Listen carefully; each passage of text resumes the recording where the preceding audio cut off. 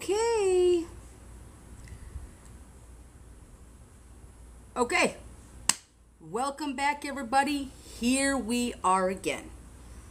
Let's just see how everybody's doing. Okay, first of all, if you're new here, we're reading the Project 2025 manual. I read it yesterday. I'm going to read this every day until the election day or until we're finished. That's the one thing we're going to do. So, first of all, do you have your required beverages? Water, check. Gatorade Zero, check. Dr. Pepper Zero, Diet Dr. Pepper, check. We need some caffeine up in this bitch. Delicious. Delicious. Okay.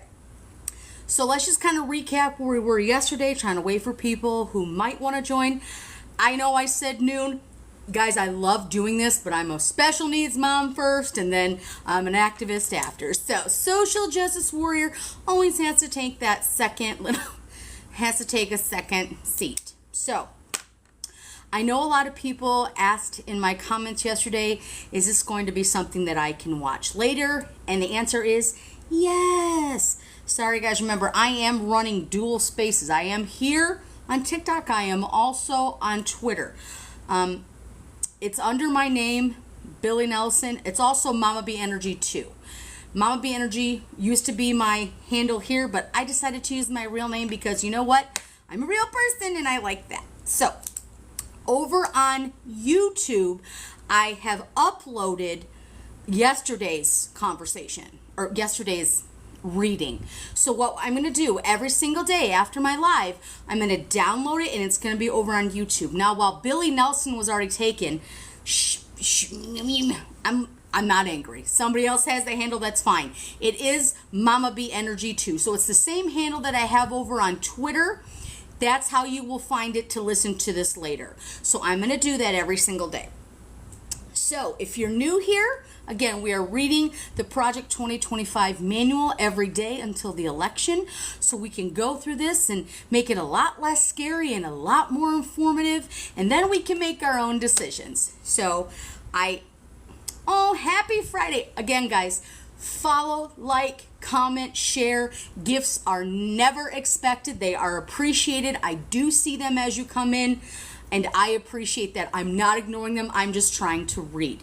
I want to get through this manual, so that's why I don't have anybody else come into the space with me. And I see when people try to request, and I just want to read it for you. After we are all done reading this manual, at some point in time, we will have the discussions on that. But we need to be able to read it to make sure that we can have all the information that we need before we start having discussions. Because I don't like to just put out something that's like, I'm not a MAGA. Nah, not happening. I'm not just going to throw something out there because it'll stick, even if it's not true. I want to read this manual so that everybody understands. So let's just recap where we were yesterday. And again, you can go over and follow me on YouTube, guys. It's Mama B Energy over on YouTube. It's Mama B Energy 2 on Twitter. And here it's Billy Nelson. You can always look up Billy Nelson as well everywhere else. It's just they'll only allow you to have handles if they exist. So that's what we're going to do. Let's recap kind of what we talked about yesterday. So yesterday we just did the introduction. Boring as fuck. I totally get it. I get it. It was the introduction. It was the contents of what we're going to read through. It was the acknowledgments. It was the advisory board, all of the bios, how many times Trump was mentioned in it. So far, well, he's been mentioned because these people who are on his advisory board are the same people that are worked for him in certain cabinet positions. So we were able to get through page 6. Page 6. So the first thing that we talked about yesterday was the transitional project. When it talked about promise number 1, restore the family as a centerpiece of America's life and protect our children. We got through that. And today we are going to start with number 2. Promise number 2. Dismantle the administrative state, return to self-governance to the American people. Now, guys, I am going to botch names. It's going to happen. And as I'm reading this, I'm reading it to you as well. There are things that I won't fully understand, and I know others won't either, but we can dive into that. I want this to be as seamless as possible. And again, we will have discussions after I've read the entire manual. Hopefully it won't take up until the election. After I've read it all, we'll go through it and we can break it down. And remember, guys, I have highlighters to highlight. And every time Donald Trump is mentioned, you'll hear me go, I don't know that bitch. I don't know that bitch. Because he knows this bitch. I had so many negative comments over on Twitter where they're like, he's not even in this. And I'm like, are you fucking serious? Really? But we also have these handy dandy little tabs. So if there is a question that we want to come back to, I can just pull a little sticky note right there and we can do it. Okay, everybody pause. Everybody twist to the right, twist to the left. Praise Jesus, praise Jesus. That's how we should stretch. Stretch to the left, stretch to the right. Praise Jesus, praise. Anyway, take a drink. Make sure you stay hydrated. It is hot as fuck out there. I'm in Arizona. It's 116 today. Woo! Dry heat my ass.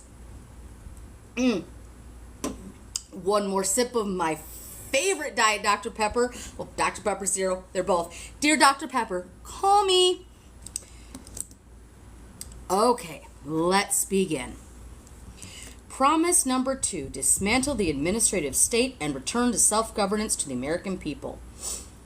Of course, the surest way to put the federal government back to work for the American people is to reduce its size and scope back to something resembling the original constitutional intent.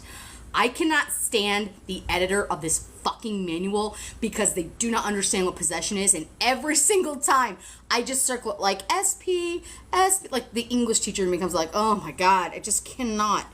It's like, if you're going to have a manual and you're going to have an editor, please stop with the actual spelling errors, grammatical errors. Because unfortunately that takes my ADHD brain and just turns it to shit.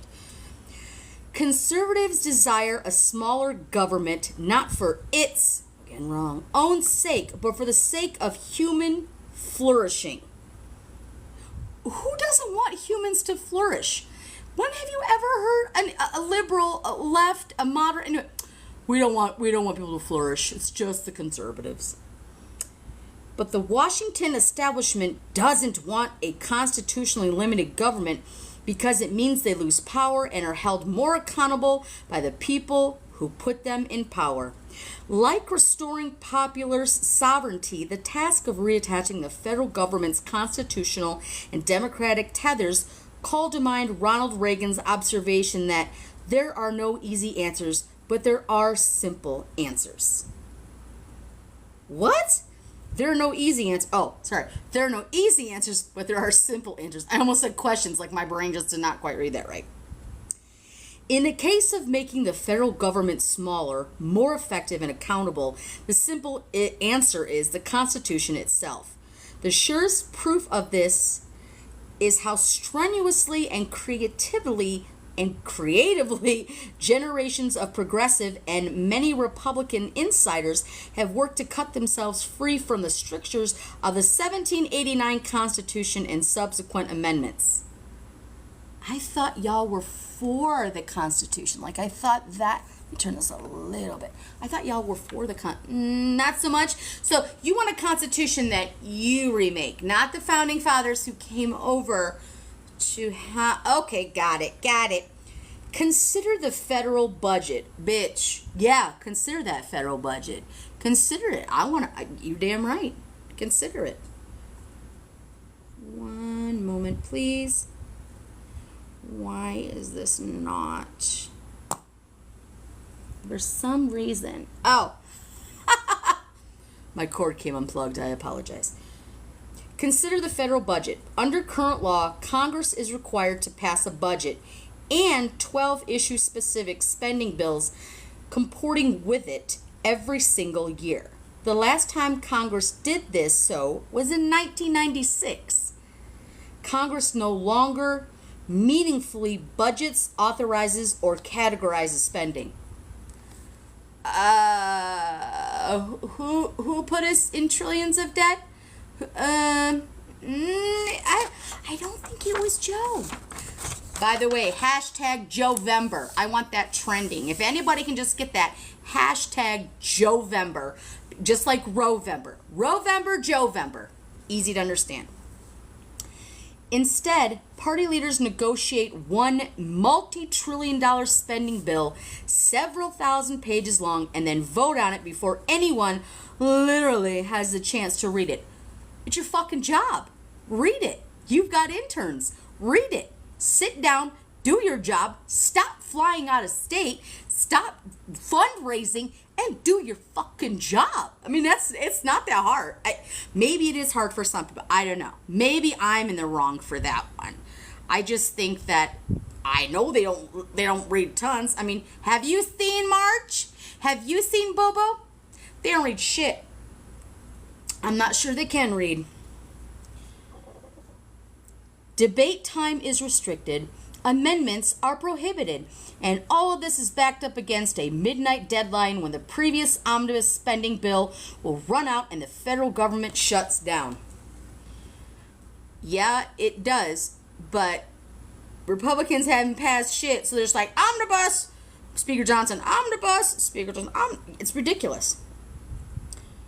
This process is not designed to empower 330 million American citizens and their elected representatives, but rather to empower the party elites secretly negotiating without any public scrutiny or oversight. In the end, congressional leaders' behavior and incentives here are no different from those global elitists insulating policy decisions over climate, trade, public health, you name it, from the sovereignty of national electorates. Public scrutiny and democratic accountability make life harder for policymakers, so they skirt it. Skirt! It's not dysfunction, it's corruption. And despite its gaudy price tag, the federal budget is not even close to the worst example of corruption. I would think some documents in a Mar-a-Lago bathroom would be kind of some corruption. But what do I know? What do I know? I don't know. And let me see.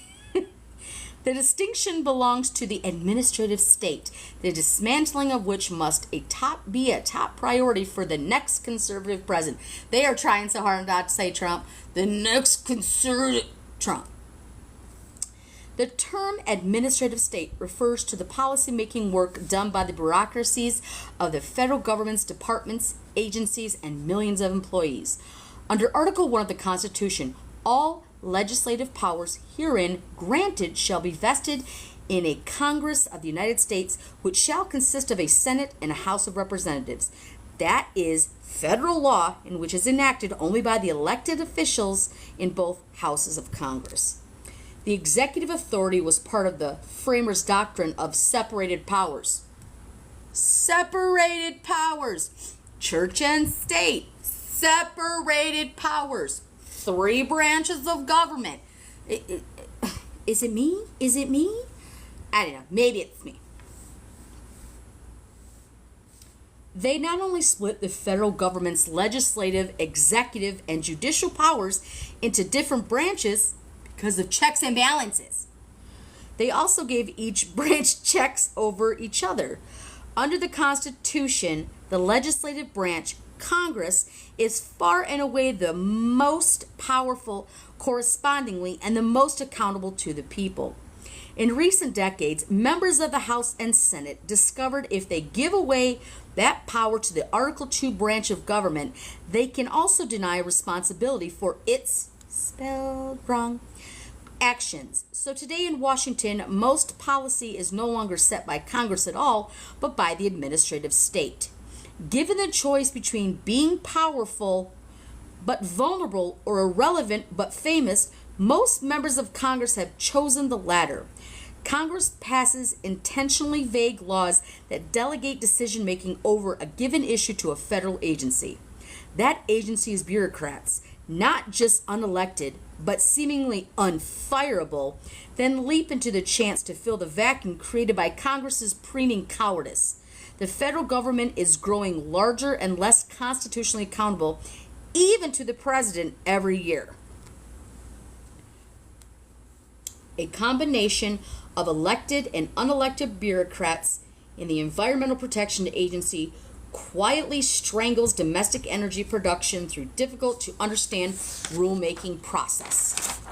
Bureaucrats at the Department of Homeland Security, following the lead of a feckless administration, order border and immigration enforcement agencies to help migrants criminally enter our country with impunity.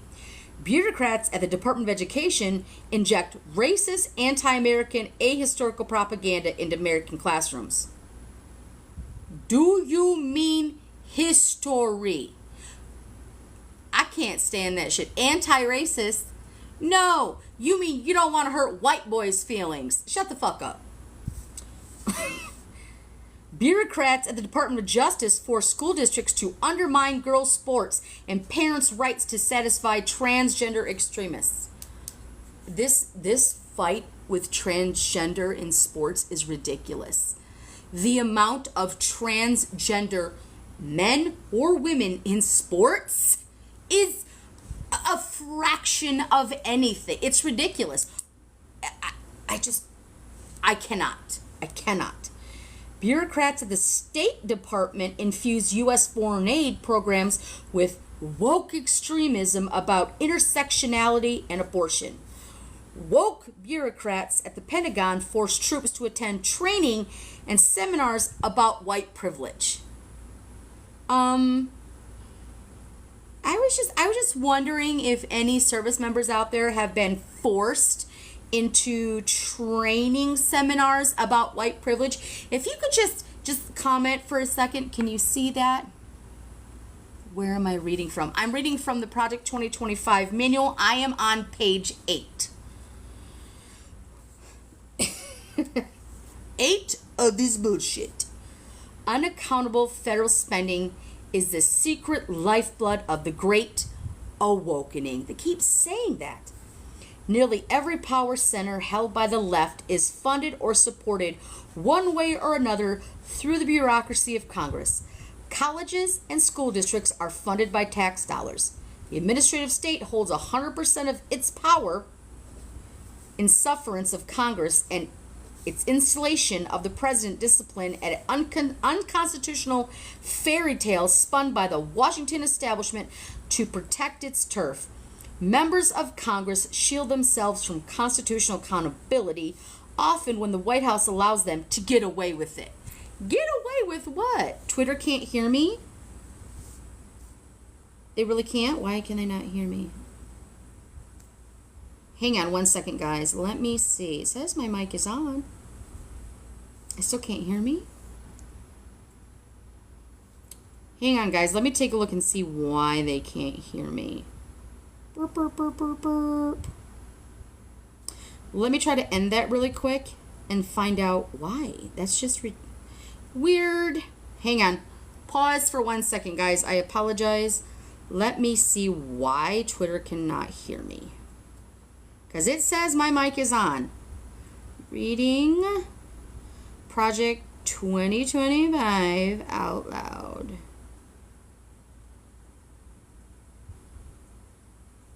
Let me see. Mic is off. Skip. Can you hear me now? Let me see.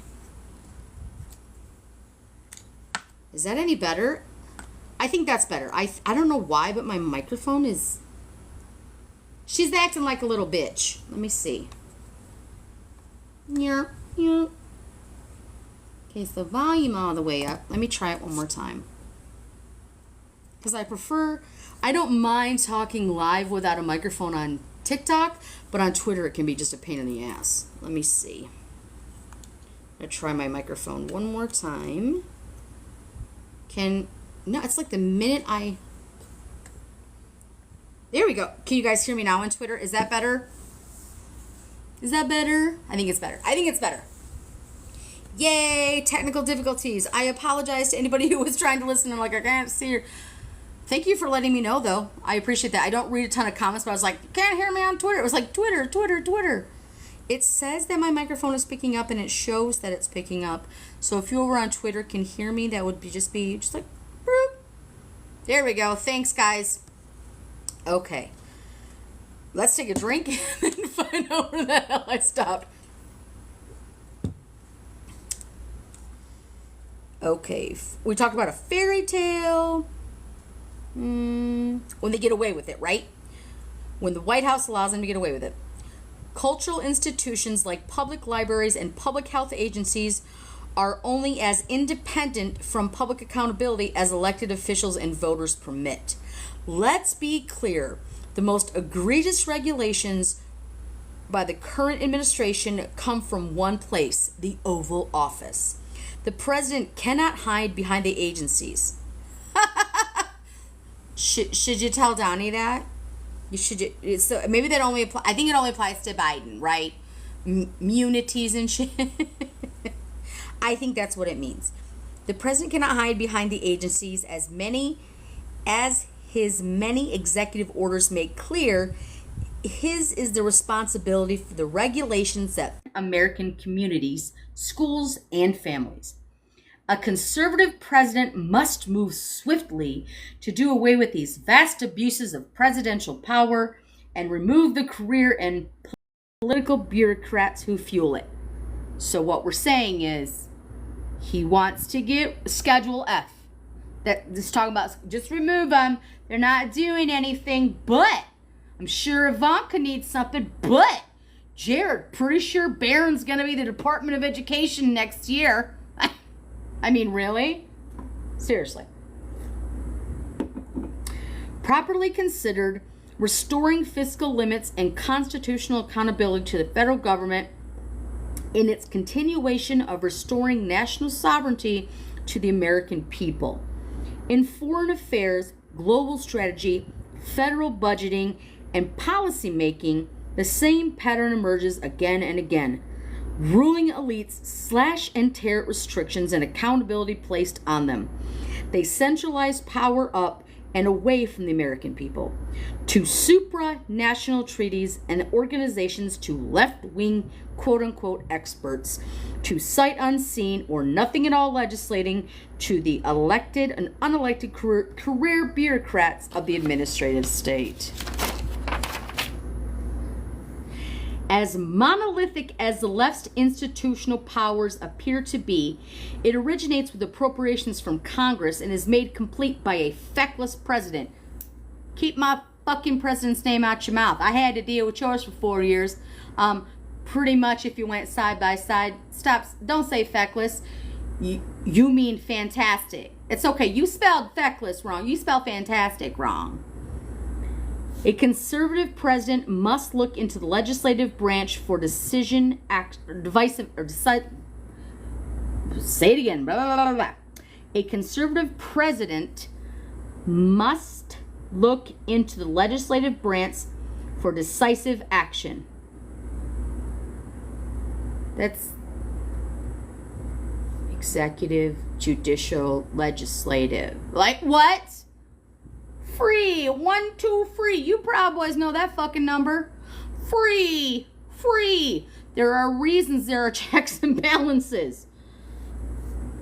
But we'll just let the president have all three. We'll just let him have it. You know what I mean? Let's just let him have it. You know what I mean?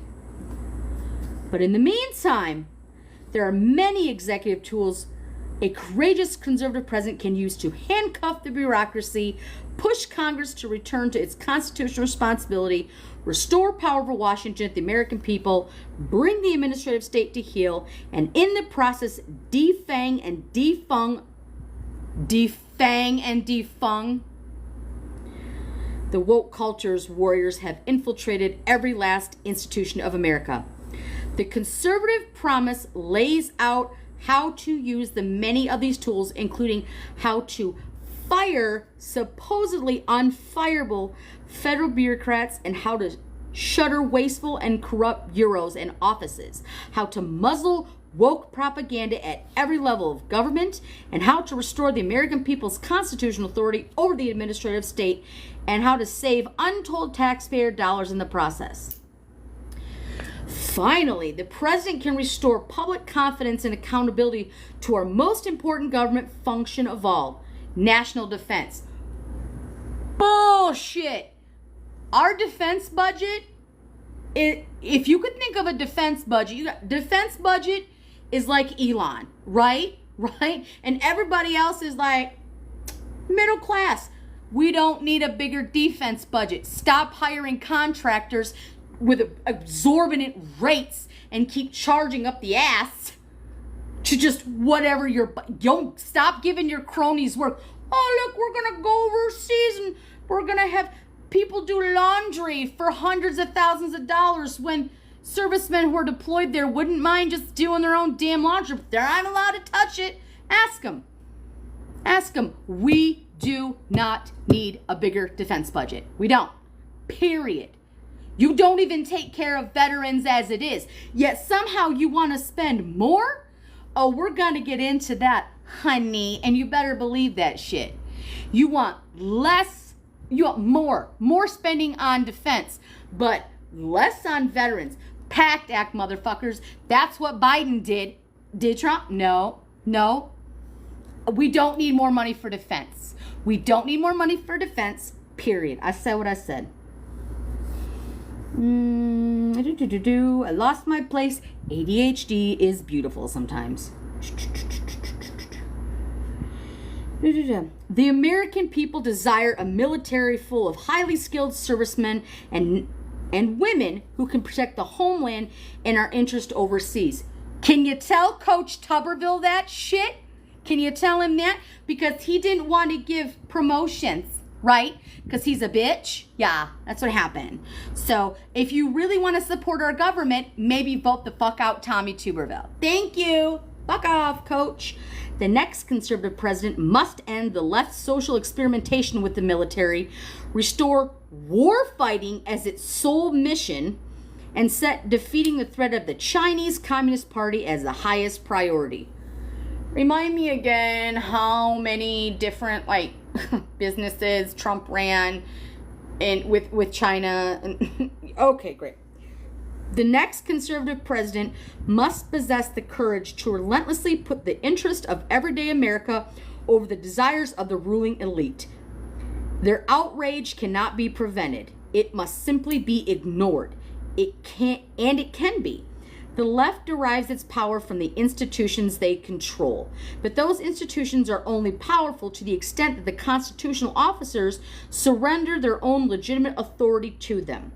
A president who refuses to do so and uses his or her office to reimpose constitutional authority over federal policymaking can begin to correct decades of corruption and remove thousands of bureaucrats from positions of public trust they have so long abused. Okay, so what this says is, I want to take people who have jobs and I want to put people who absolutely love me and will dote over me and will eat my shit for breakfast. That's what we want. We want more money for defense, but not for the people, not for veterans, just for defense. And we want war fighting. So that's what that talks about. That's promise number 2. Woo! Promise number 3. Defend our national sovereignty, borders, and bounty against global threats. All right. Let's see.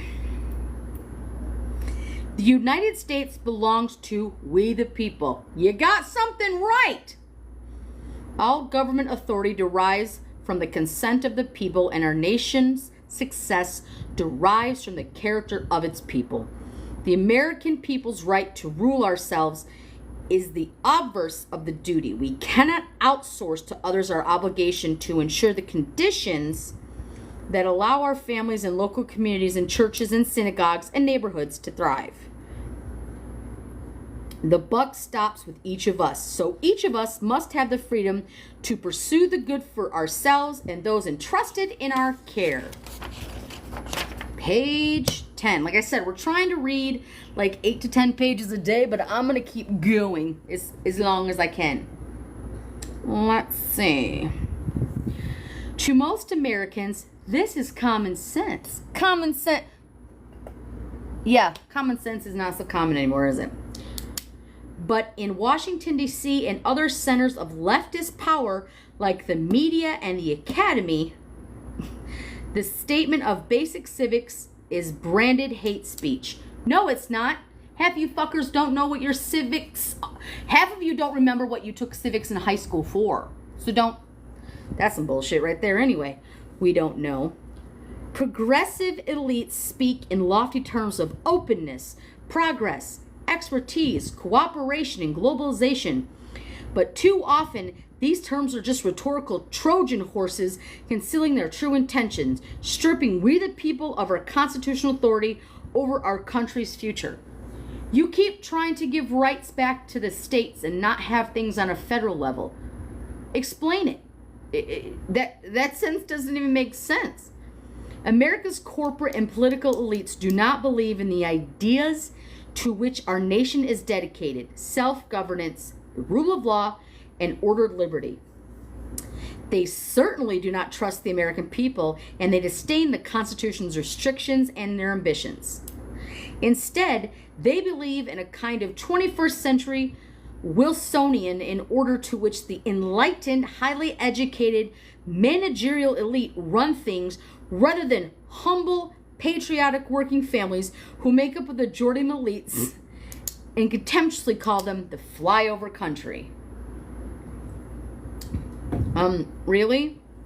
Because the patriotic working families that are humble, y'all installed Marge. Somehow she got elected. So, this Wilsonian hubris has spread like cancer through many of the Americans' largest corporations, its public institutions. Okay, quick side note, because I'm going to say this because I'm literally it's going to drive me nuts. Every single time it says it's, he has never once used it correctly. Shoo! Those who run our American corporations have been bent at the will of the woke agenda. My God, use another word. Stop using dumbass sound bites from somebody who has an IQ of nothing and a vocabulary of 20 and shits himself. Again, what does woke mean? 3 fucking degrees off from saying the words you want to say, the slurs you want to say. That's what that means. Every time they say woke, that's what that shit means.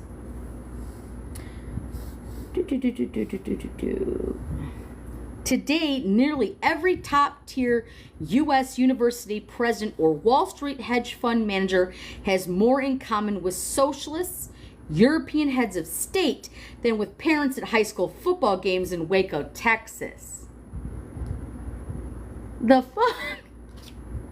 Many elites' entire identity, it seems, is wrapped up in their sense of superiority over those people.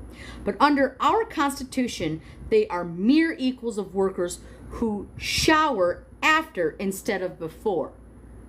Y'all just compared Friday Night Lights to people who are trying to do a job. Got it. This is as it should be and must be. Intellectual sophistication, advanced degrees, financial success, and all other markers of elite status have no bearing on a person's knowledge of the one thing most necessary for governance: what it means to live well. No, I don't want an entire generation of Hobarts because you think Waco, Texas football players should all of a sudden be Tommy Tubervilles of us. No, I want people who know what the fuck they're doing. You know when you have a resume and you give it to somebody and they're like, you don't have the experience. And you're like, yeah, but I'm we the people. They're like, oh, you are a person and you are alive. So you should have this job even though you don't know how to run a Fortune 500 company. And last week you worked at McDonald's. No hate to McDonald's, but you don't have the experience. But that's who they want to hire? No, they want to install. It's to install. They don't want to hire shit.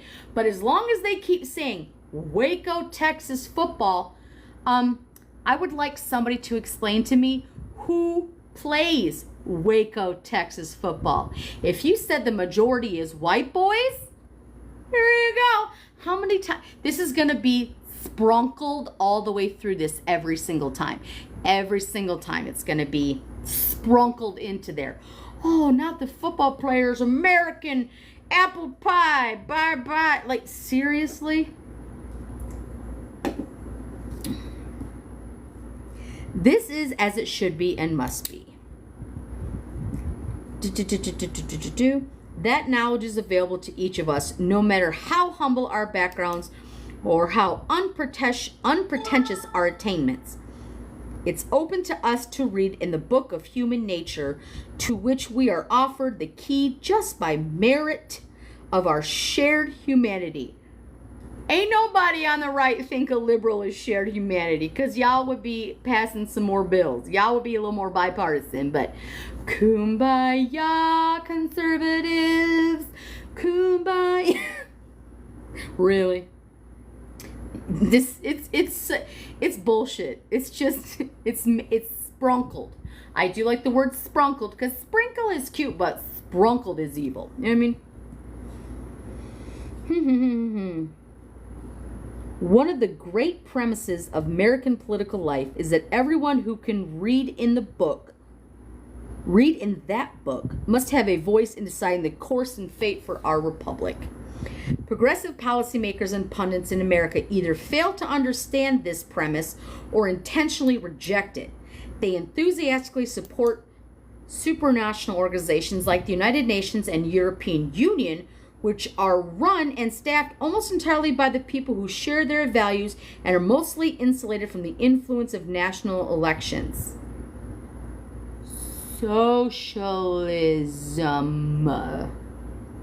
That is why they are eager for Americans to sign international treaties on everything from pharmaceutical patents to climate change to the rights of the child, and why those treaties are invariably endorsed by policies that could never pass through the U.S. Congress.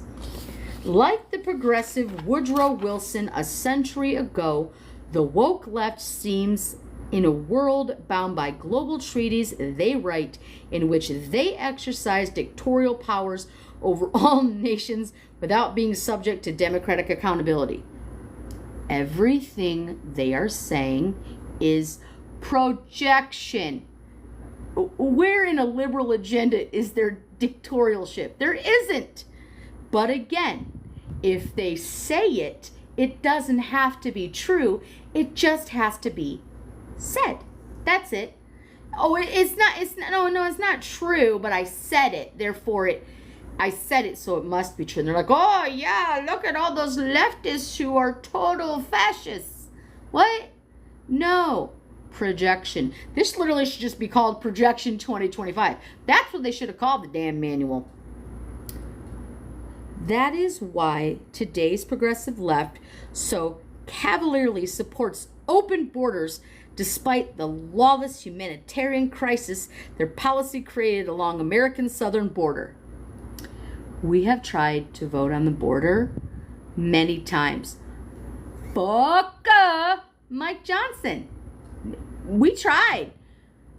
Even the border agents were like, this is the most comprehensive. Yeah, we like this. We came to an agreement. And Mike Johnson's like, no, Downey doesn't want it, so I'm not going to vote for it. So shut up about the borders. Shut all the way the fuck up. Several times you have been given policies. Several times you've been given bills. Several times you have been hey, let's do this together.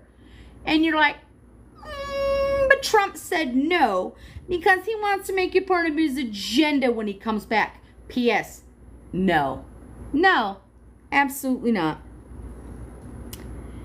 They seek to purge the very concept of the nation state from the American ethos, no matter how much crime increases or resources drop from schools and hospitals or wage decrease from the working class. Open border activism is a classic example of what the German theologian Dietrich Bonhoeffer called cheap grace, publicly promoting one's own virtue without risking any personal inconvenience. Indeed, the only direct impact of open borders on pro-open borders elites is that the constant flow of illegal immigration suppresses the wages of housekeepers, landscapers, and busboys. Jesus racist Christ. Do you really believe that that's it? Housekeepers, landscapers, and busboys? That is what you think of illegals crossing a border. I know that this is going to sound, classless. There's more than one border. I don't see you bitching about any Canadians coming across. You mean the southern border. You mean people who have a different skin color than you or don't speak the language as well. But you've labeled them housekeepers, landscapers, and busboys. Chinga tu madre, if you fuck you. Okay? I said it. Cheap Grace aptly describes the left's love affair with environmental extremism. Those who suffer most from the policies of environmentalism would have us enact the aged, poor, and vulnerable. It's not a political cause, but a pseudo-religion meant to baptize liberals' ruthless pursuit of absolute power in the holy water of environmental virtue. For the last 100 millionth time, unless you are Native American, you were an immigrant. Some of your family came through illegally, took land, had slaves. That's how you're here. Indentured servitude. This is, so for you to be like, this is your land is my land, this land is, no, it's not. but because you said it's yours, somehow it's yours. Like, Jesus. You want to talk about elitism? That's pretty fucking elite. Whew! At its very heart, environmental extremism is decidedly anti-human. Stewardship and conservation are supplanted by population control and economic regression. Environmental ideologies would ban the fuels that run almost all the world's cars, planes, factories, farms, and electricity grids. By the way, where's Greg? Hi, Texas. How are you? Do you have power? Yeah. Where's Gregors? He's not. He should probably come back. Electric grid? Yeah. You know. Sorry. I'm sorry, but when they can't get, you have a damn hurricane coming through and you fucking decide to take a trip over to another fucking continent and be like, I'm sorry you don't have power, but I gotta roll on the fuck over there. What an asshole. He's such a dick. Woo. Environmental ideologies abandoning confidence in human resilience and creativity in responding to the challenges of the future would raise impediments to the most meaningful human activities. They would stand human affairs on their head, regarding human activity itself as fundamentally a threat to be sacrificed to the God of nature. Take a drink. That's some bullshit. The same goals are at the heart of elite. The same goals are at the heart of elite support for economic globalization. For 30 years, America's political, economic, and cultural leaders embraced and enriched communist China and its genocidal Communist Party while hollowing out Americans' industrial base, which may have started out with good intentions, has now been made clear. Unfettered trade with China has been a catastrophe. It has made a handful of American corporations enormously profitable while twisting their business incentives away from the American people's needs. For a generation, politicians of both parties promised that engagement with Beijing would grow our economy while injecting American core values into China. The opposite has happened. American factories have closed. Jobs have been outsourced. Our manufacturing economy has been financialized.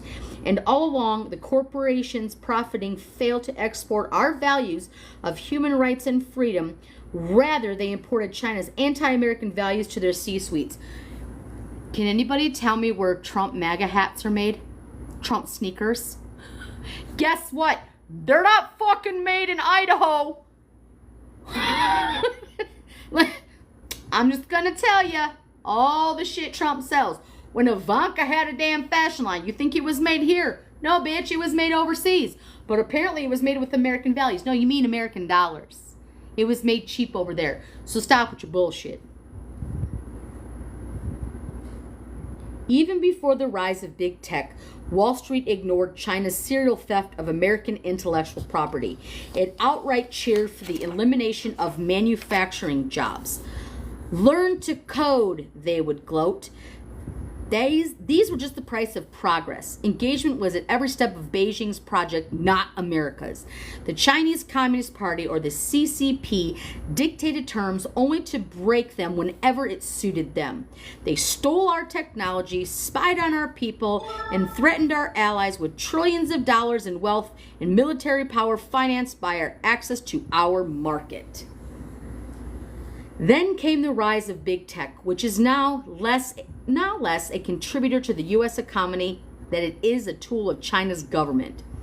In exchange for cheap labor and regulatory special treatment from Beijing, America's largest technology firms funnel data about Americans to the CCP. They hand over sensitive intellectual property with military intelligence applications to keep the money rolling in. They let Beijing censor Chinese users on their platforms. They let the CCP set their corporate policies without mobile apps. And they run interference on our rivals' political priorities in Washington. One side of big tech companies' business model is an old-fashioned American competitiveness and world-changing technological innovation. But increasingly, that side of these businesses is overshadowed by the role as operatives in a lucrative employ of the America's most dangerous international enemy. If you want to understand the danger posed by the collaboration between big tech and CCP, look no further than TikTok. This is hilarious to me. Do you know why Project 2025, the Heritage Foundation, MAGA, Agenda 47, do you know why they're scared of TikTok? Because we can get information out to each other instantly. Same shit with Twitter, Instagram, Facebook. It's instant. They can't control it, so they're going to be like, oh, well, they're spying on us. We're going to sell it. We're going to do this. No, it's because they have that in their mind. That's what they're like, oh, no, it's bad. It's bad. No, it's instant, and you don't like it. So you'll say it's a threat. It's not a threat. They have to sell it, sure, that's fine. But you act like this is some ridiculous thing. No, most people on TikTok just they dance. They're creators, just like me. They're political, or they have family businesses. That's what TikTok is. But they're going to act like this is like coming into like a Chinese CCP. The CCP is going to come in and just be at war. Ridiculous. The highly addictive video app used by 80 million Americans, right there. 80 million Americans use TikTok. That is why they're afraid. Because of people like me who will read this and will get information out to you that otherwise you may not have had, either because it's overwhelming and daunting, because you didn't know about it, because you just don't want to take it on. Maybe it's because you physically can't read. Maybe you can't see. You know what I mean? So them saying 80 million people who are addicted to an app, they are mad because we can transfer information to each other and they don't like it. 80 million Americans every month, and overwhelmingly popular among teenage girls, is in effect a tool of Chinese espionage. So what you're saying is, when I get information out to teenage girls that says, you don't have to get married. No means no. No is a complete sentence. Walk away. If you are victimized by a man, make sure you report it. You're trying to make young girls bend to your Christian nationalist will. So you'll act like what you're saying is Chinese are spying on us to get to our underage girls. Motherfucker, have you ever heard of Matt Gaetz? The Venmo hoe? I would worry about that before I would worry about TikTok and dancing being espionage from the CCP. The ties between TikTok and the Chinese government are not loose. They are not coincidental. Sorry guys, quick check to make sure everybody on both Space can hear me. Yes, Spaces can hear me, and TikTok can still hear me. Awesome. These same can be observed by many U.S. colleges and universities. Through the CCP's Confucius Institutes, Beijing has been just as successful at compromising and coopting our higher education system as they have at compromising, coopting corporate America. A casual reader might take the last few pages as surveying of a broad array of challenges facing the American people and the next conservative president. Supranational policymaking, border security, globalization, engagement with China, manufacturing, big tech, and Beijing compromised colleagues. But these are not many issues, but two. One, that China is a totalitarian enemy of the United States, not a strategic partner or fair competitor. And two, the American elites have betrayed the American people. Do you mean rich people? Why do you think, who owns the media? Who owns big corporate? Who owns big tech? Follow the money. Rich old white fucking men. The solution to all of the above problems is not to tinker with this or that governmental programs to replace this is a bureaucrat. These problems are not of technocratic efficiency, but of national sovereignty and constitutional governance. We solve them not by trimming and reshaping the leaves, but by ripping out the tree's root and branch. What you're saying is you want to take away voices of those who can communicate effectively throughout their lives, throughout their instant gratification is also instant knowledge, instant power. Oh, guys, I'm so sorry. I apologize. I'm looking. Thank you for all the gifts. Again, like, comment, follow, share. You can subscribe if you want to. That's great. You can gift if you want. It is never expected. I do see the gifts coming through, and I apologize. I'm never ignoring it. I'm just simply on this side reading it. So I see all of them, and I adore you. So thank you for that. Sorry, I just want to make sure you all are acknowledged. And again, I appreciate it. It's never expected. I just want to read it. So I just want as many people in this room so that they can hear it, so they can make informed decisions, because I was given a voice to do so. International organizations and agreements that erode our Constitution, rule of law, or popular sovereignty should not be reformed. They should be abandoned. Illegal immigration should be ended, not mitigated. The border sealed, not reprioritized. Economic engagement with China should be ended, not rethought. Our manufacturing and industrial base should be restored, not allowed to be deteriorated further. Confucius Institutes, TikTok, and any other arm of Chinese propaganda and espionage should be outlawed, not merely monitored. Universities taking money from the CCP should lose their accreditation, charters, and eligibility for federal funds. The reason 80 million people are on this platform is because they like this platform and they can talk to each other. You don't want people to be able to communicate effectively and with haste. So you're like, rip it out and get rid of it. The next conservative president should go beyond merely defending America's energy interests, but go on an offense, asserting them around the world. America's vast reserves of oil and natural gas are not an environmental problem. The fuck it's not. How many dinosaur bones do you really believe there are that are gonna be gas-guzzling cars forever? It will run out. That oil that you're referring to will run out. It will deplete at some point, because some humans are trash.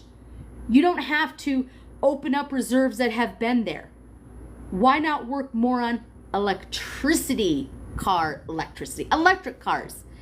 You're only saying shit like this because big oil gives you money. Trump just said it. Get me elected, give me $1 billion and I'll give you all the tax cuts that you need.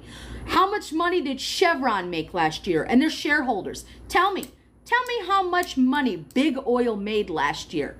And what they're saying is, woo, make sure that you get all the oil and reserves and open up all the parks and open up. No, stop your drilling. Because all you're doing is lining the pockets of people who have so much fucking money, their great-great-great-great-great-great-great-great-grandkids could never spend it. Meanwhile, people are in poverty and you're stripping Mother Earth of everything. So, that's what that means. They want big oil to keep producing and keep drilling and keep going because of money. It's all tied to money. Power, greed, lust, the 7 deadly sins are all tied to money. I don't give a damn what anybody says. They're all tied to money, power, and greed. It's what they are. They are the lifeblood of economic growth. Oil is. American dominance of global energy market would be a good thing for the world and more importantly for we the people. Oh, I thought we didn't care about the world. I thought we were trying to reel in and be America. It's not just about jobs, even though unleashing domestic energy production would create millions of them. It's not just about higher wages for workers who didn't go to college, though they would receive raises they have missed out on for 2 generations. Full spectrum strategic energy dominance would facilitate and reinvigoration of the Americans' entire industrial and manufacturing sector as we detangle our economy from China. Globally, it would rebalance power away from dangerous regimes in Russia and the Middle East. How much money did Jared get again? Viktor Orban is talking with Trump right now. Projection 2025. It would build powerful alliances with fast-growing nations in Africa and provide us leverage to counter Chinese ambitions in South America and Pacific. Locally, it would drive billions of dollars of private investment to the communities that have been hammered by globalization since the 90s. It would clarify our intentions to Beijing that the next president can ensure that a large part of Americans' reindustrialization is in the production of these equipment, and we will need to dissuade future foreign meddling for U.S. vital interests. Wow, that's a long-winded way to say we don't want TikTok because people can talk to each other. That drill, baby, drill, right? Okay, so that was Promise 3. So we've gone through Promise 1. Let's just recap. Promise 1.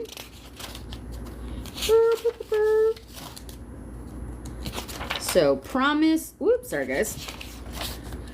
1. Restore the family as the centerpiece of American life and protect our children. Dismantle the administrative state and return self-governance to the American people. Number 3, defend our nation's sovereignty, borders, and bounty against global threats.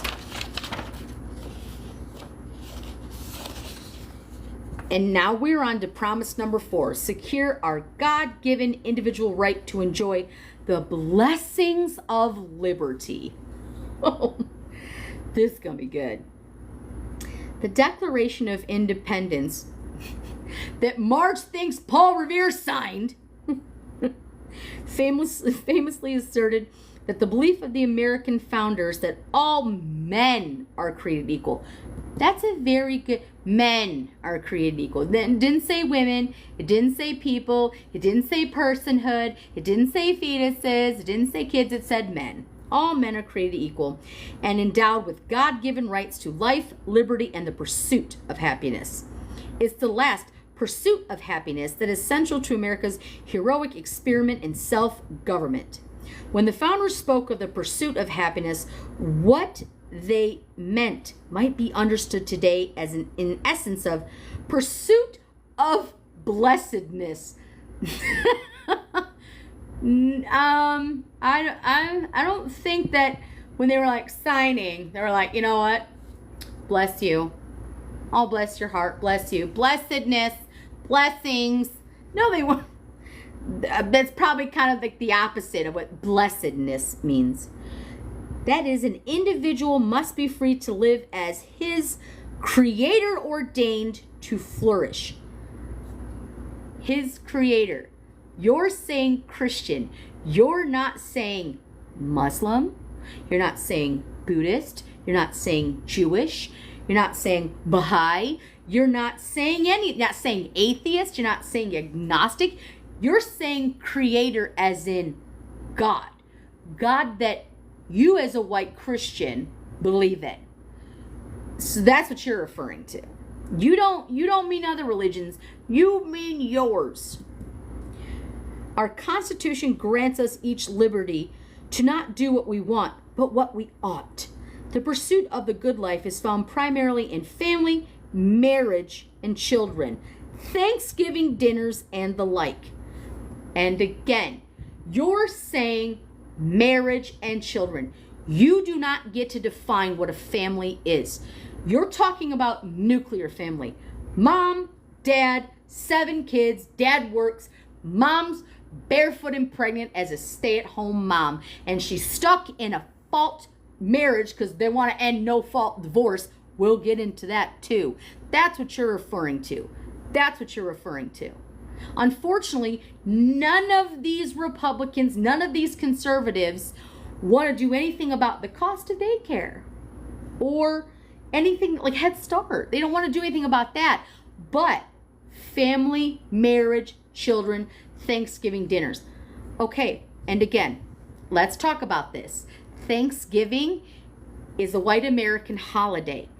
Native Americans were taken out because of disease and they were robbed of all of their crops because of white Americans that were like, this is our land now. So saying Thanksgiving, that is so it's fucking offensive. Not everybody celebrates Thanksgiving because it's not really a Thanksgiving for everybody. Many find happiness through their work.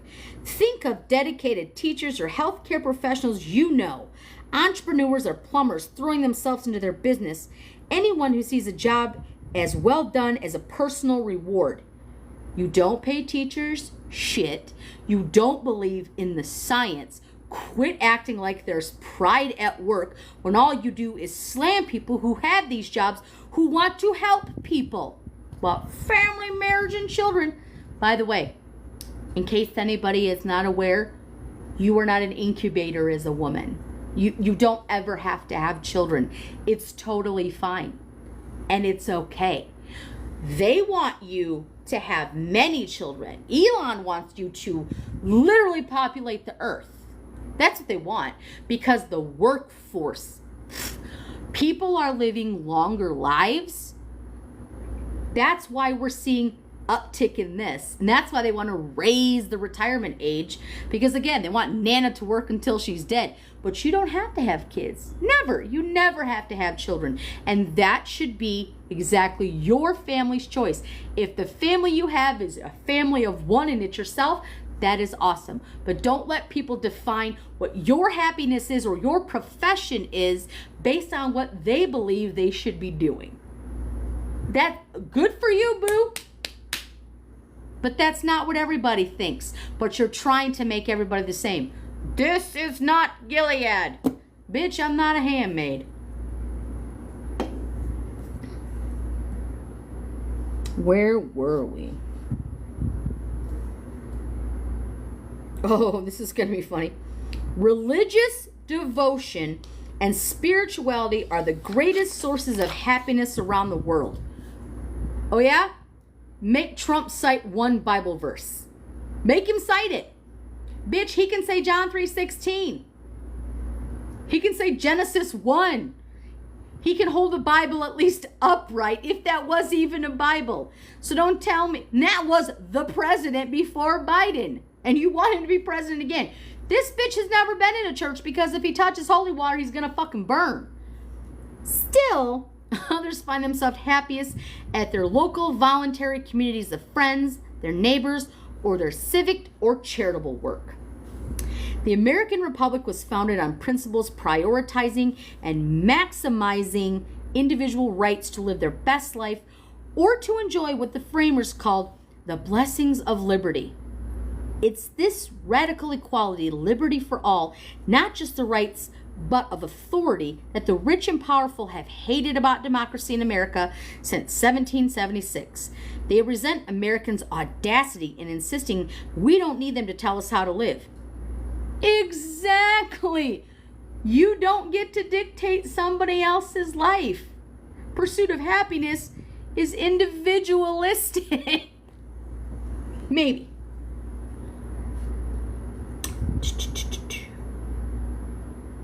It's this inalienable right of self-direction of each person's opportunity to direct him or herself and his or her community to do the good that the ruling class disdains. With the Declaration and Constitution, our nation's founders handed to us the means of which we are to preserve this right. Abraham Lincoln wrote of the Declaration as an apple of gold in a silver frame, the Constitution. So we must the next. Again, guys, there are spelling errors up the ass in this. This editor maybe this editor should have graduated high school. I'm just saying, maybe it's something he should have done because the sentence makes no sense.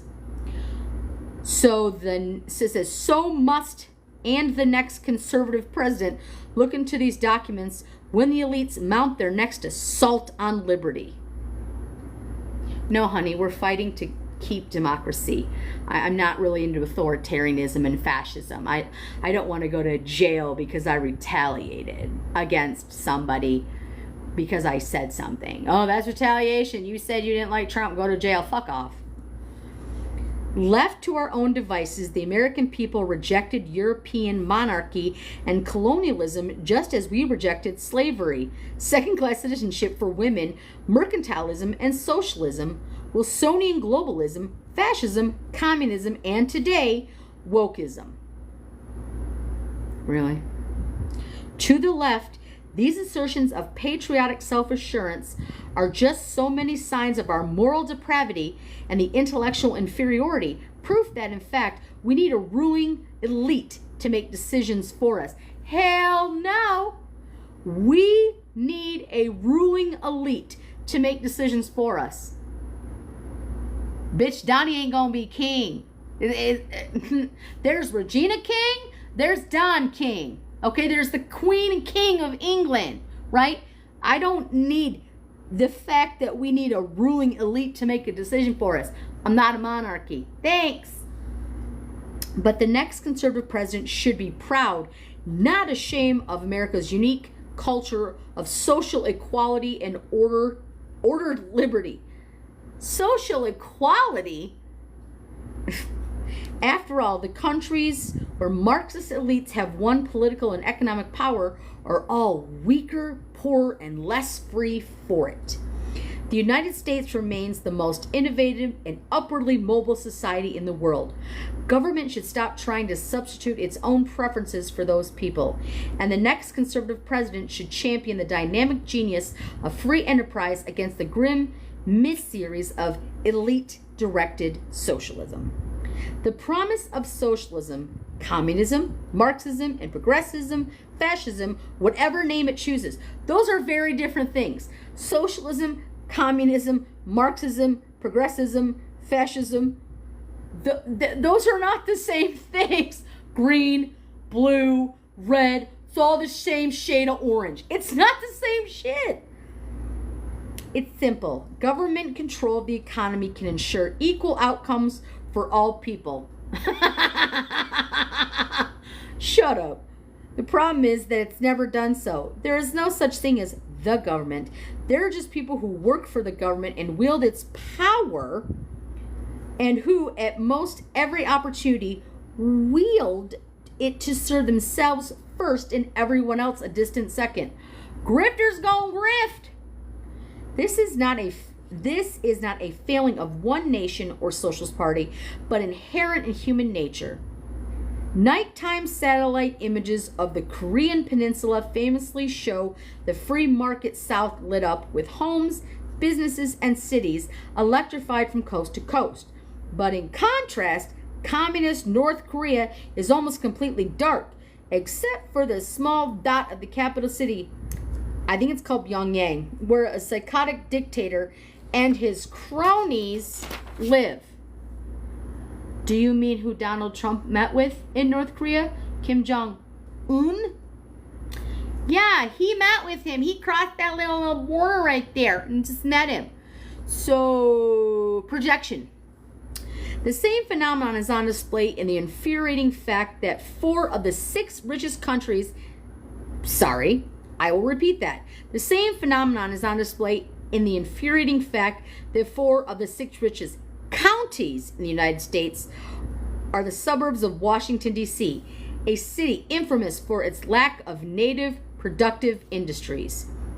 We see the same corruption expressed on an individual level whenever billionaire climate activists who want to outlaw carbon-fueled transportation fly to A-list conferences on their private jets, or when COVID-19 shut down politicians like former House Speaker Nancy Pelosi and California Governor Gavin Newsom were caught in the hair salon or dining at a fancy restaurant after moralizing about how everyone else must stay home and forgo such luxuries during the pandemic.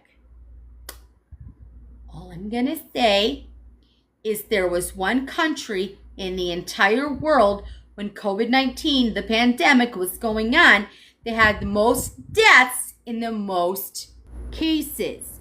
And guess what? Spoiler, it wasn't fucking India. It was USA under dickhead because he wanted you to drink bleach. Phew, they never get around to helping anyone else. The Soviet Empire was a social and economic failure.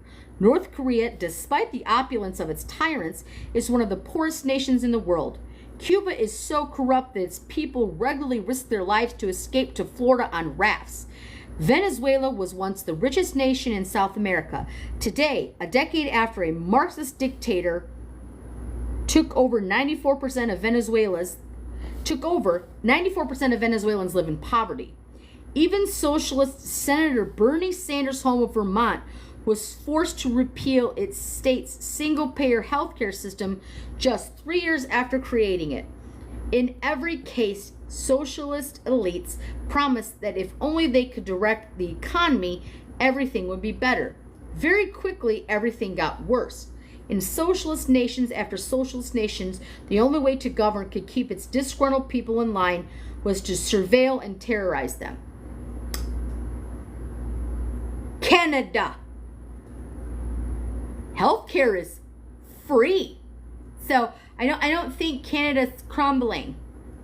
By contrast, in countries with high degree of economic freedom, elites are not in charge because everyone is in charge. People work, build, invest, save, and create according to their own interests and in service of the common good of their fellow citizens.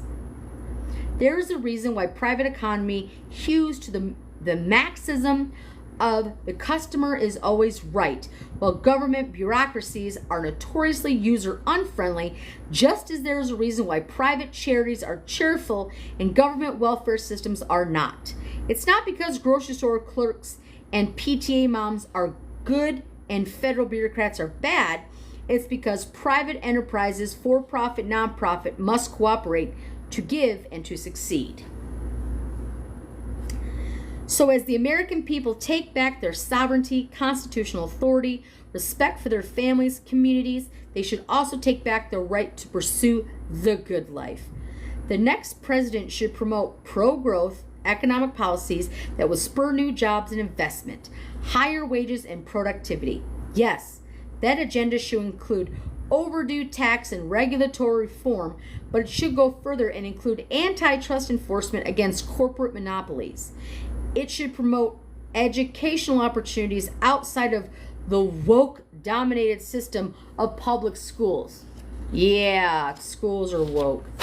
And universities, including trade schools, apprenticeship programs, and student loan alternatives that can fund student streams instead of Marxist academics. Right there, they said it out loud. Oh, you want to go into a trade, you don't want to be at a woke school, at a woke university. We need you as a plumber. You're trying to create the next workhorse. That's what you want. And while absolutely, if you want to be in a trade, absolutely. We do need people in the trade, but you're trying to force people into the trade by scaring them that somehow universities are woke. It's just bullshit. Just as important as expanding opportunities for workers and small businesses, the next president should crack down on the crony capitalist corruption that enables America's largest corporations to profit through political influence rather than competitive enterprise and customer satisfaction. You're right. I agree. There should be term limits because lobbyists, corporate interest. Analogs, pro-growth reforms for America's voluntary civil society are also in order. America is not an economy, it's a country.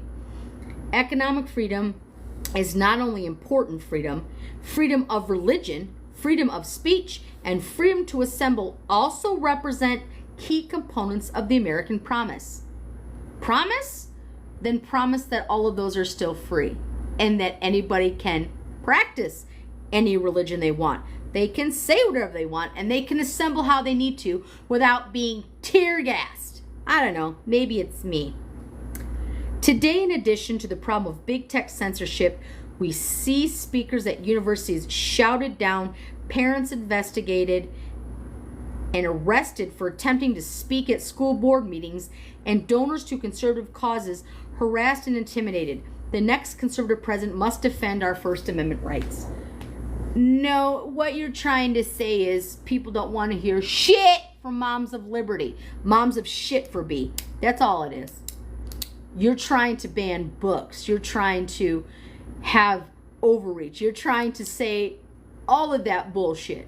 Moms for liberty, evil, nasty bitches. Best effort. Ultimately, the left does not believe that all men are created equal. They think they are special. No, the left believes we're individuals. We're special. They certainly don't think all people have unalienable rights to pursue the good life. Like trickle-down economics, something like that. They think only of themselves have such a right, along with the moral responsibility to make decisions for everyone else.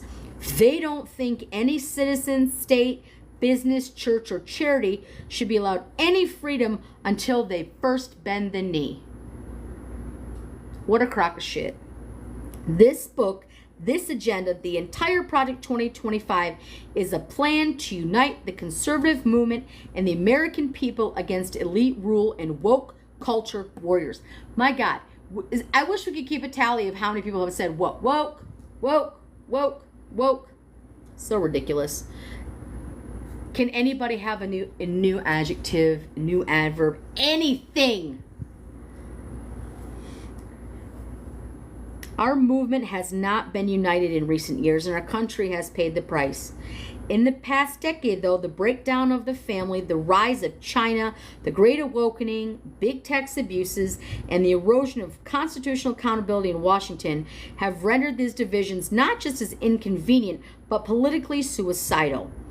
Every hour the left directs federal policy and elite institutions, our sovereignty, our constitution, our families, and our freedom are a step closer to disappearing. So presidential immunity, being a king, never leaving office, Schedule F, creating jobs for people that you want, going against your political opponents, having the military go against your political opponents, jailing political opponents, or people who don't agree with your ideals, but somehow the left is responsible? Projection 2025. Conservatives have just 2 years and one shot to get this right. No, you have 4 months to shut this shit down, and we're gonna do it. With enemies at home and abroad, there's no margin for error. Time is running short. If we fail, for the fight for the very idea of America may be lost. Good. If your policies are lost, there's no problem with me. But we should take this very small window opportunity we have left to act with courage and confidence, not despair. The last time our nation and movement were so near defeat, we rallied together behind a great leader and great ideas, transcended our differences, rescued our nation, and changed the world. It's time to do that again. With whom? Trump? Nixon? I'm sorry, Nixon or Trump? Nixon or Fat Nixon? That's for Hawk. Now, as then, we know who are fighting and what we know we are fighting and what we are fighting for. For our republic, our freedom, and for each other. The next conservative president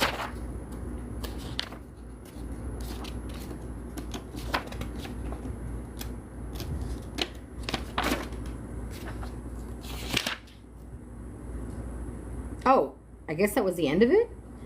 Now, as we know who we're fighting for our republic, our freedom, for each other, and the next. It just says the next conservative president. Oh, literally, there's like 3 blank pages.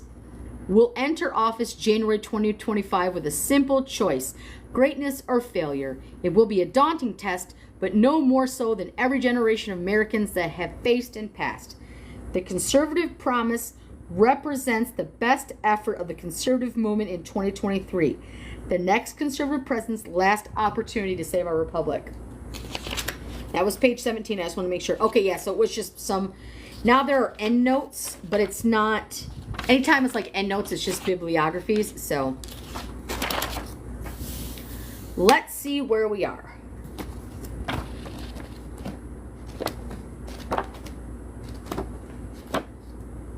So now we're going to go into section 1, which is taking the reins. Let me see where that. So taking the reins of the government is going to be White House office, executive office of the president, and central personnel agencies managing the bureaucracy. You're following along. We're on page 19, section 1, taking the reins of the government. Let's see. Okay, so we'll always give like a brief overview of what it is, and then it will talk about like the White House office and what that should look like. Oof. America's bicentennial, which culminated on July 4th, 1976, was a spirited and unifying celebration of our country, its founding, and its ideals. We approach our nation's 250th anniversary, which will take place during the next presidency. America is now divided between 2 opposing forces: woke revolutionaries and those who believe the ideas of the American Revolution. The former believe that America is and has always been systemically racist. It was. It is. They don't believe it. It. Really? And it is not worth celebrating and must be fundamentally transformed, largely through centralized administrative states. The latter believes in America's history and heroes, its principles and promise, and in everyday Americans and the American way of life. They believe in the Constitution and Republic of government. Conservatives, the Americanists in this battle, must fight for the soul of America, which is very much at stake. Just 2 years after the death of the last surviving Constitutional Convention delegate, James Madison, Abraham Lincoln warned that the greatest threat to America would not come from without, but from within. This is evident today, whether it be masks and vaccine mandates and school and business closures, efforts to keep Americans from driving gas cars or using gas stoves. Motherfucker gas stoves. Or efforts to defund the police, indoctrinate school children, alter beloved books, abridge free speech, undermine colorblind ideals, deny any biological reality that there are only two sexes. The left's steady stream of insanity appears to be never ending. The next administration must stand up for the American ideals, American family, and American culture, all things in which, thankfully, most Americans still believe. No, the fuck they don't. All this shit you're talking about is what conservatives, ultra conservatives, believe. Highlighting this need, former director for the Office Management and Budget, Russ Vought, writes in Chapter 2, the modern conservative president's tasks is to limit, control, and direct the executive branch on behalf of the American people. At the core of this goal is the work of the White House and central personnel agencies. Article 2 of the Constitution vests all its federal executive power in a president made accountable to the citizenry through regular elections. Our founders wrote, the executive power shall be vested in a president of the United States of America. Accordingly, Vought writes, it is the president's agenda that should matter to the department agencies, not their own. Yet the federal bureaucracy has in mind of its own. Federal employees are often ideologically aligned, not with the majority of the American people, but with one another, posing a profound problem for the Republican government, a government of, by, and for the people. As Donald Devine, Dennis Kirk, and Paul Dans write in Chapter 3, an autonomous bureaucracy has neither an independent constitutional status nor separate moral legitimacy. Byzantine personnel rules provide the bureaucracies with chief means of self-protection. What's more, knowledge of such rules is used to thwart president's appointees' agenda. As Devine, Kirk, and Dan writes, managing the immense bureaucracy of the federal government is impossible without understanding the key central personnel agencies and their governing laws and regulations. Many of these laws and regulations governing a largely underworked, overcompensated, and unaccountable federal civilian workforce are so irrational they would be comical in a less important context. This is true whether it comes from evaluating employees' performance or hiring new employees. Only in the federal government could an applicant in the hiring process be sent to the front of the line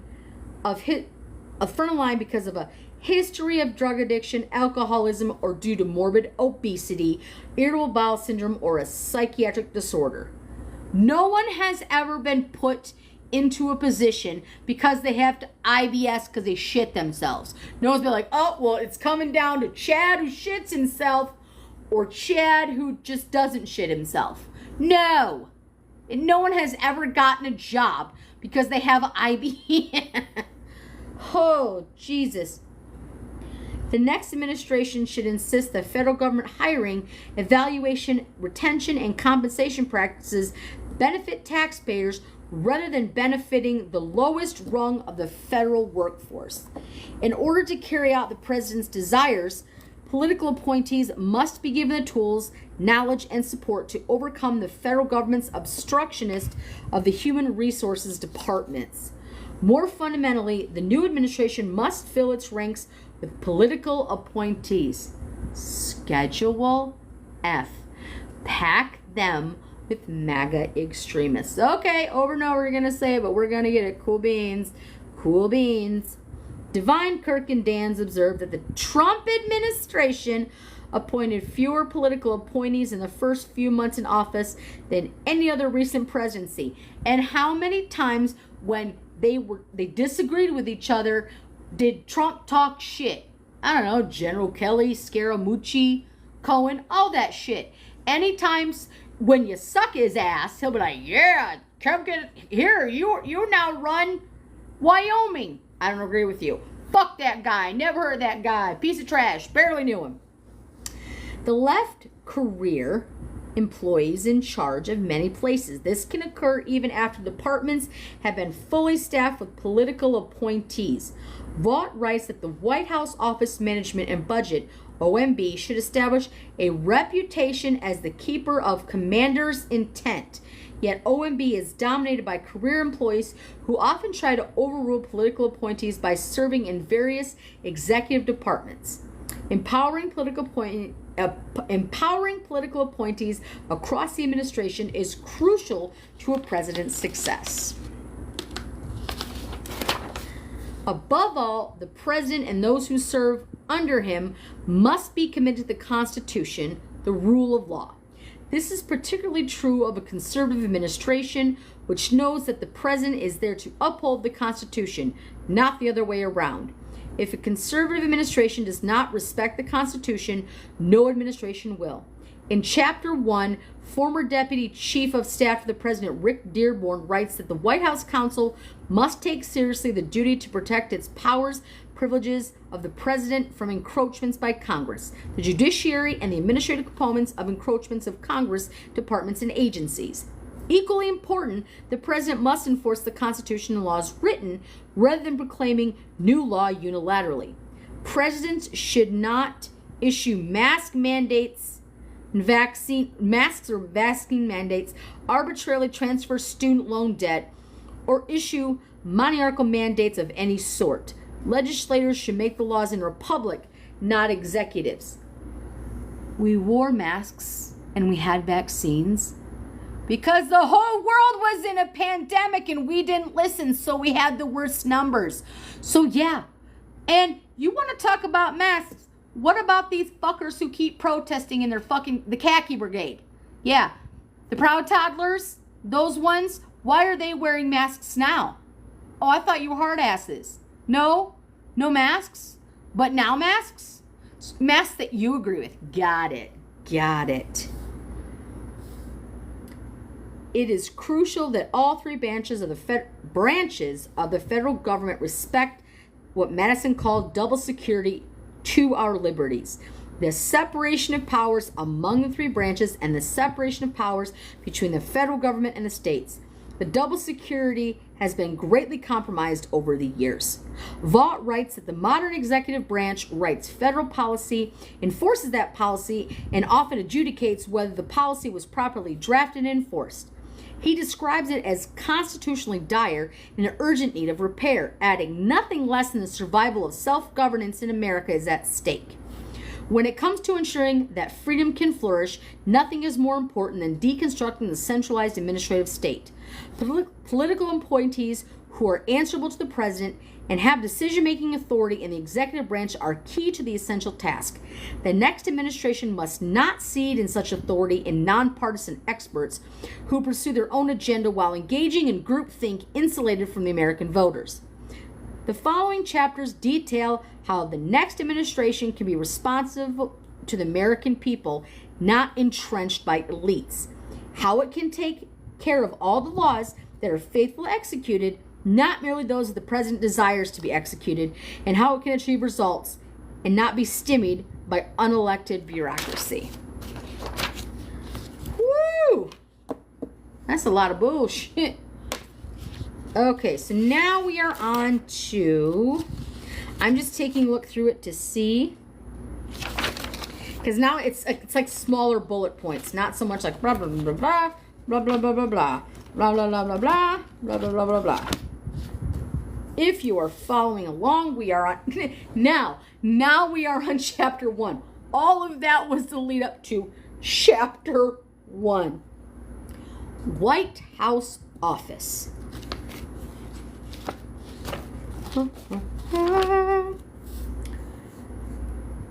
From popular culture to academia, the American presidency has long been a prominent fixture of the national imagination. Naturally, so since it's from the beating heart of our nation's power and prestige. It has played, for instance, a featured role in innumerable movies and television shows and has been prodded, analyzed, and critiqued by countless books, essays, and studies. But like nearly everything else in life, there is no substitute for first-hand experience, which this manual has compiled from the experience of presidential appointees and provides an accessible form for future use. With respect to the presidency, it is best to begin with our own Republican Foundation document. The Constitution gives the executive power to the president. It designates him as commander-in-chief, and it gives him responsibility to take care that the laws be faithfully executed. It is further prescribed that the president must seek the assistance of the principal officer in each of the executive departments. Beginning with George Washington, every president has been supported by some form of White House office consisting of direct staff officers, as supported by some, as well as the speak the word, Billy, well as cabinet comprised of department and agency heads. Since the inaugural administration of the late 18th century, citizens have chosen to devote both their time and talent to defending and strengthening our nation by serving at the pleasure of the president. Ugh. Pleasure of the president. Pleasure principle. Oh. Take a drink, ADHD brain. Okay. Their shared patriotic endeavor has proven to be a noble one, not least because of jobs in what we now know as the White House, the WHO, are among the most demanding in all of government. The president must rely on men and women appointed by the WHO. They are simply not enough hours in the day to manage the affairs of the state single-handedly. So delegation is not just advisable, it's essential.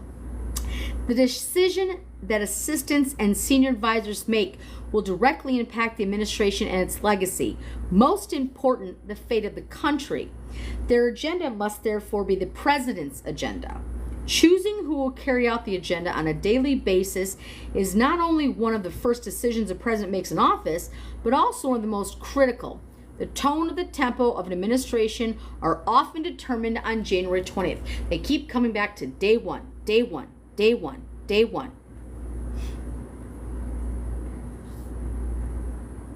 Sorry, I'm just glancing ahead.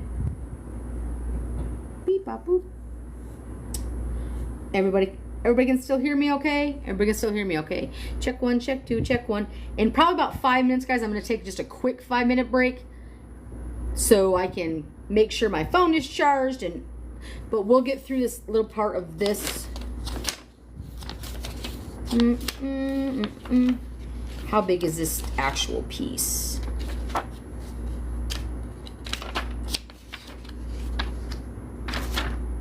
Okay. Chief of Staff. As with most of the positions that will be covered in this first chapter, the Chief of Staff is also an assistant to the President. However, the Chief is truly first among equals. Of all presidential staff members, the Chief is the most critical to the implementation of the President's vision for the country. The Chief also has a dual role as manager of the staffs of both WHO and the Executive Office of the President, the EOP. The Chief of Staff's first managerial task is to establish an organizational chart for the WHO. I'm just like, whoo. It should be simple and contain clear lines of authority and responsibility to avoid conflicts. It should also identify specific points for each element of the government outside of the White House. These contacts should include the White House liaisons, who are selected by the Office of Presidential Personnel, the PPO. Receiving guidance from the President, the Chief endeavors to implement the President's agenda by setting priorities for the WHO. This process begins taking stock of the President's campaign promises, identifying current and prospective opportunities, and then delegating priorities among the departments and agencies of Cabinet through the 3 White House Policy Councils. 1, the National Economic Council, the NEC. 2, the Domestic Policy Council, DPC. And 3, the National Security Council, the NSC. The President is briefed on all of his policy priorities by his cabinet and senior staff as directed by the Chief. The Chief, along with senior WHO staff, maps out the issues and themes that will be covered daily and weekly. The Chief then works out with the policy councils, the Cabinet, the Office Communications and Office Legislative Affairs, the OLA, to sequence an executive rollout of policies and announcements. White House counsel and senior advisors and senior counselors are also intimately involved. Somebody call Stormy. Also, actually don't call Stormy. That's bad. I don't know that bitch. Stormy's too intelligent for this. Also, senior staff report to the chief of staff, either directly or through his 2 or 3 deputies, unless the president determines that a particular assistant to the president reports directly to him. Most chiefs have interacted directly with cabinet officers and a select number of direct reports. In most cases, the direct reports to the chief are his 2 or 3 deputies, the communication director, PPO director, White House counsel, and senior advisors. Occasionally, the Office of Public Liaison, the OPL, and the cabinet secretary, and in governmental affairs, the IGA, also report directly to the chief. Usually, however, they report to a deputy chief of staff. The chief of staff's main challenge is time management. His use of his deputy meetings with his senior staff and direction provided to the who must all balance with the daily needs of the president. A successful chief steers the West Wing using his management and influence with the various individuals and entities around him. It goes without saying that selecting the right person to the chief is vital. Deputy chiefs of staff.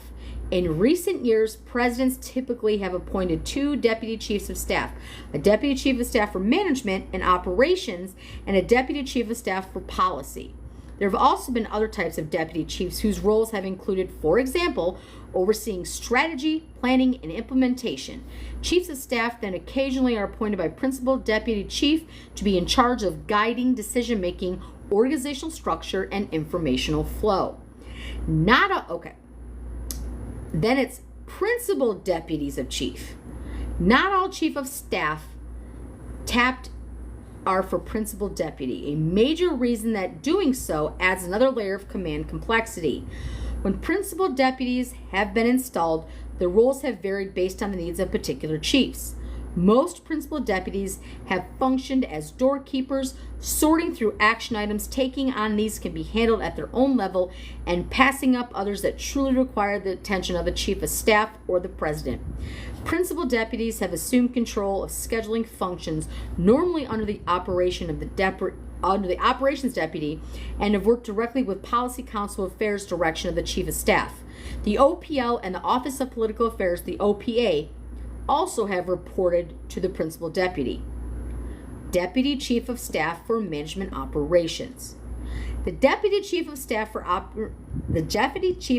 Management and Operations oversees the president's schedule and all logistical aspects of his movement within and outside of the White House. For example, both air travel on Air Force One, Marine One, and ground transportation. This deputy also interfaces directly with Secret Service as well as military office tasked with keeping the president and the family safe.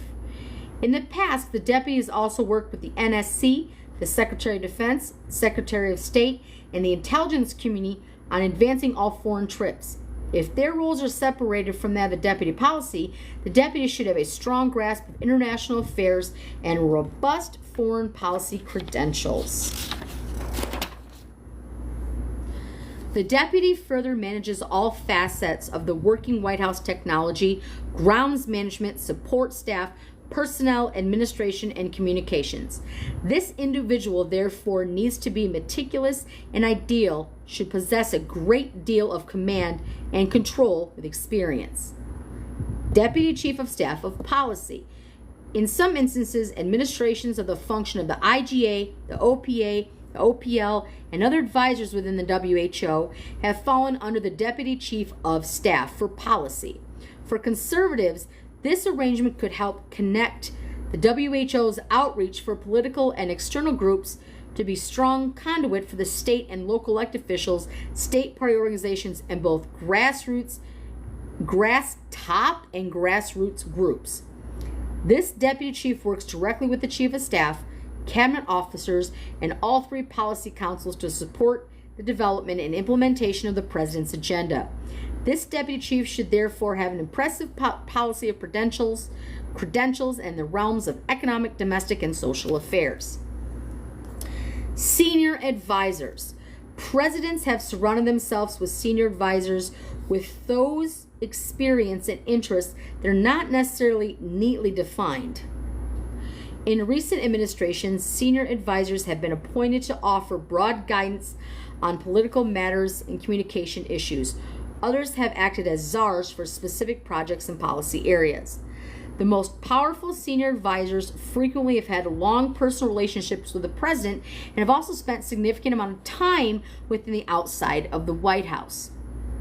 They have also been asked not only to provide guidance on a variety of policy issues, but offer instruction in communicating with the American people and media. In a number of administrations, new offices or councils have been created in order to support senior advisors. For the most part, their functions have been duplicative or overlapping, as a result of which these offices have tended to be short-lived. Even so, senior advisors should be provided the staff and resources that their portfolios require. To ensure that senior advisors are effective, their portfolios must be clearly delineated and clearly communicated across the White House. This too is responsibility of the Chief of Staff. Office of the White House Counsel. The Office of the White House Counsel provides legal guidance to the President and elements of the EOP on a host of issues, including presidential powers and privileges, ethics compliance, review of clemency applications, and judicial nominations. Ooh, right there. The selection of White House counsel is one of the most important decisions an incoming president will make. The office is not designated to create or advance policies of its own initiative, nor should it do so. Rather, it is dedicated to guiding the president and his reports on how, within the bounds of the law, to pursue and realize the president's agenda. While the White House counsel does not serve the personal's attorney, while the White House counsel does not serve as the president's personal attorney in non-official matters, it is almost impossible to delineate exactly where an issue is strictly on personnel when it has no bearing on the president's official function. The White House counsel needs to be deeply committed by both president's agenda and affording the president proactive counsel and zealous representation.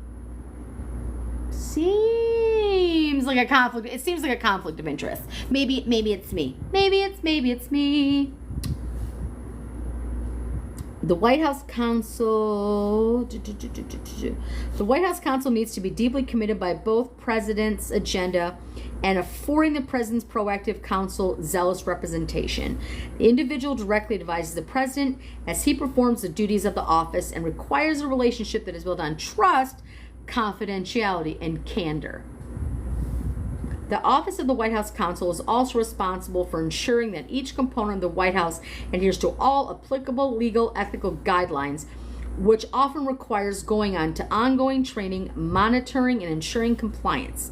This means ensuring that the White House staff regularly consults with the office attorney and other ethical concerns. The Office of the White House Counsel is the first line of defense for the EOP. Its staff must take seriously the duty to protect powers and privilege of the president from encroachments by Congress, the judiciary, and the administrative components of departmental and agencies. In addition to the White House counsel, the office includes deputies, assistants, associates, and legal support staff. The assistant and associate attorneys are often specialists in particular areas of law and offer guidance to the EOP on issues related to national security, criminal law, environmental law, and a host of administrative and regulatory matters. Attorneys working in the Office of the White House Counsel serve as legal advisors to the White House operation by reviewing executive orders, agency regulations, and other policy-related functions. Here again, subordinates should be deeply committed to the president's agenda and see their role as helping to accomplish the agenda through problem solving and advocacy. They should not erect roadblocks out of abundance of caution. Rather, they should offer practical legal advice on how to promote the president's agenda within the bounds of law. The White House Counsel Office cannot serve as a finishing school for the credential of the next set of white shoe law firm attorneys or federal judges in waiting who cabin their opinions for fear for the elite credentials could be tarnished through a policy disagreement. Rather, it should function more as an activist, yet ethical plaintiff's firm that advocates for its client, the administration's agenda, within the limits imposed by the Constitution and the duties of the legal profession. The Office of the White House Counsel also serves as the primary gateway for communications between the White House and the Department of Justice, the DOJ. Traditionally, both the White House Counsel and the Attorney General have issued a memo requiring all contact between the two institutions to occur only between the Office of the White House Counsel and the Attorney General or the Deputy Attorney General. See, here's where it's going to get little, again, there are things in here that I'm like, there are things I have to look at because I'm just a regular citizen who is not in a cabinet, but this seems like some fuckery sometimes is afoot. You know what I mean? Like there is some fuckery afoot here. You know what I mean? I'm just trying to see. The next administration should re-examine this policy and determine whether it might be more efficient and more appropriate for communications to occur through additional channels. The White House Counsel also works closely with the DOJ of legal counsel to seek opinions on, for example, matters of policy and development and the constitutionality of presidential powers and privileges with the OLA and the DOJ Office of Legal Policy on presidential judicial nominees.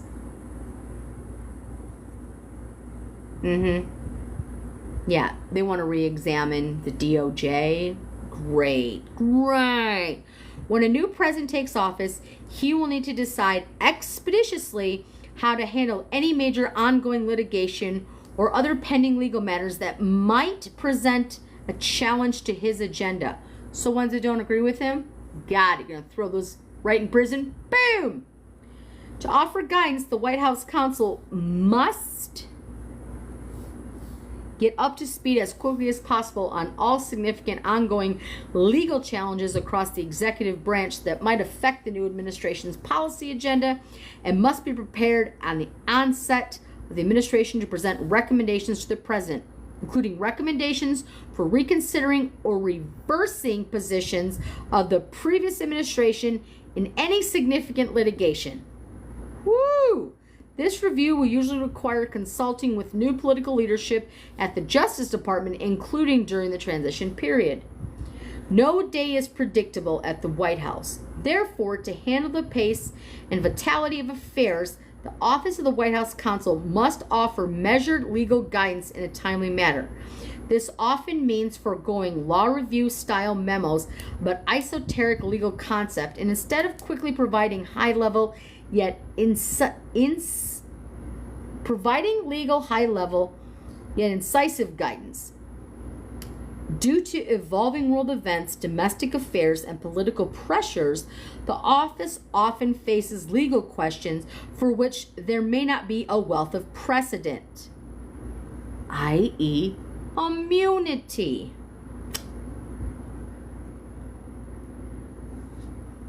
Precedent.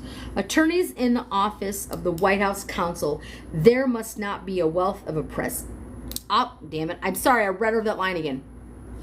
Attorneys in the Office of the White House Counsel must therefore work collaboratively within the White House and the DOJ, relying on each other as a team to ensure the proper legal guidance is delivered to the president.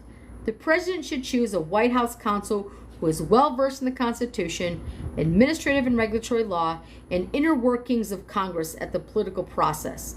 Instead of choosing a specialist, the president should hire a counsel with extensive experience with a wide range of complex legal subjects. Moreover, while a candidate with elite credentials might seem ideal, the best one will be above all loyal to the president. Right there, guys. Moreover, while a candidate with elite credentials, I have earned, I have gone to school, I have worked, best one above all will be loyal to the president. Oh, and the Constitution. They did it. And the Constitution. Like, I'm just okay. Staff Secretary. The office of the Staff Secretary is rarely visible to the outside world, but it performs work of tremendous importance. The office is similar to the military commander's adjutant and is military commander, and it's responsible for fielding and managing a vast amount of information at the top of the organization. This includes information on its way to the Oval Office, as well as information flowing out of the Oval Office. Because of its gatekeeping function, the position of Staff Secretary is one of extreme trust, and the individual who possesses it should be vetted to work as an honest broker in the President's service. Honest. The office of the Staff Secretary has been described as the last substantive control point before papers reach the Oval Office. A great deal of information is headed toward the Oval Office at any moment. This includes the presidential decision of memos, bills passed by Congress, which may be accompanied by signing a veto statement, and briefing books, reading materials, sample of constituent mail, personal mail, and drafts of speeches. The Staff Secretary makes certain that these materials are complete, well-ordered, up to date before they reach the President. These necessarily means the Staff Secretary plays a key role in determining who weighs policy matters and when. Whew, I'm gonna take a break, guys. Okay, for 5 seconds, I'm gonna count down to 10 actually. 10, 9, 8, 7, 6, 5, 4, 3, 2, 1. Eye break. Turn your head to the right, turn your head to the left, and praise Jesus. I know this is a little dry, guys. I get, like, this is just saying, like, what the White House needs, what we're gonna do, blah, blah, blah, blah. And there's obviously there's more. Woo! But I'm just kind of looking like, okay. Again, I know a lot of this is boring and it's sometimes hard to understand. But at the same token, there's going to be things in here that are a little less dry. These are just saying, like, who he's going to hire. If you are following along, we are currently on page 29 at the bottom where it says Office of Communication. Or actually, we're on page 29. At the top still. So the Staff Secretary makes up certain these materials are complete, well ordered, and up to date before reaching the President. This necessarily means that the Staff Secretary plays a key role in determining who weighs in on policy matters and when. As noted above, the Staff Secretary also handles information leaving the Oval Office. The President may have questions after reviewing incoming material, may wish to seek more information, or may demand revisions.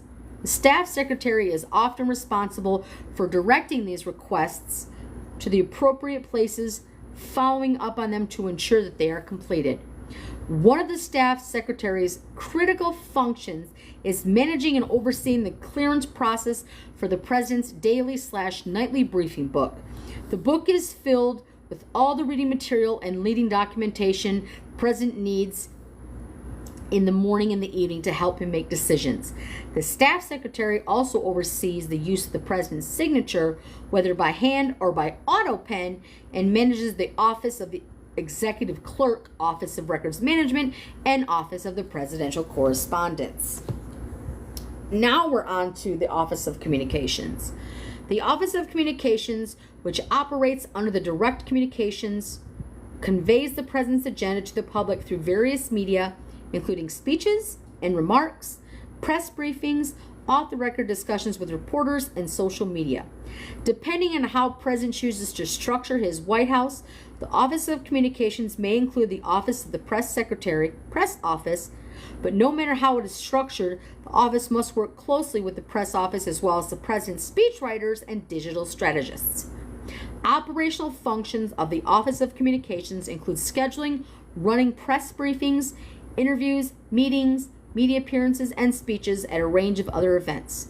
The Office of Communications must maintain a robust relationship with the White House Press Corps, the White House Correspondents Association, regional stakeholders, and key interest groups. 1 second. Oh, just want to make sure. Want to make sure it wasn't my kiddo's school. Got a text and I just ignored it. Wasn't that. So we on. Operational functions of the Office of Communication include scheduling, and running press briefings, interviews, meetings, media appearances, speeches, and a range of other events. The Office of Communications must maintain robust relationship with the White House Press Corps, the White House Correspondents Association. That's okay, I did reread that.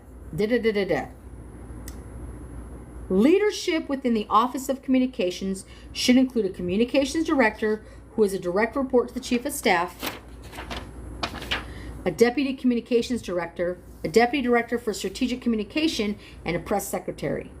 This leadership team must work together closely to drive the national narrative about the White House. The best resource for the Office of Communications is the President.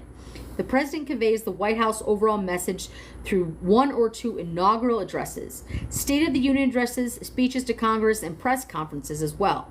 The office must also ensure that various White House offices disseminate an unified message to the a unified message to the public. Oh God, this is just, it's fucking boring.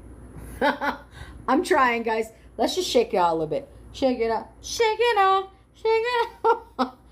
It reads like stereo instructions. Just, I'm like, the chief of, the person of, the last of, oi. And I know, but like, again, I keep thinking, if I don't read this out loud, we're not going to know. What I'll probably do, guys, is another half hour or until my phone dies. Because I forgot my charger. Because I'm an idiot. So for that, I apologize. But, ugh. I know you're like, this is, I can't, what are we on now? Who office cabinet man? Whoo, okay. Let's see, I'm gonna read.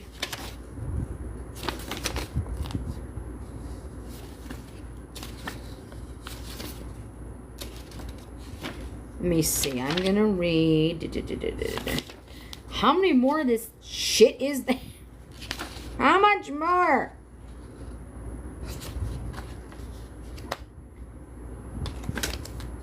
I'm sorry. Like I said, I haven't read ahead. I've only read snippets before I printed all this off. Oh my God.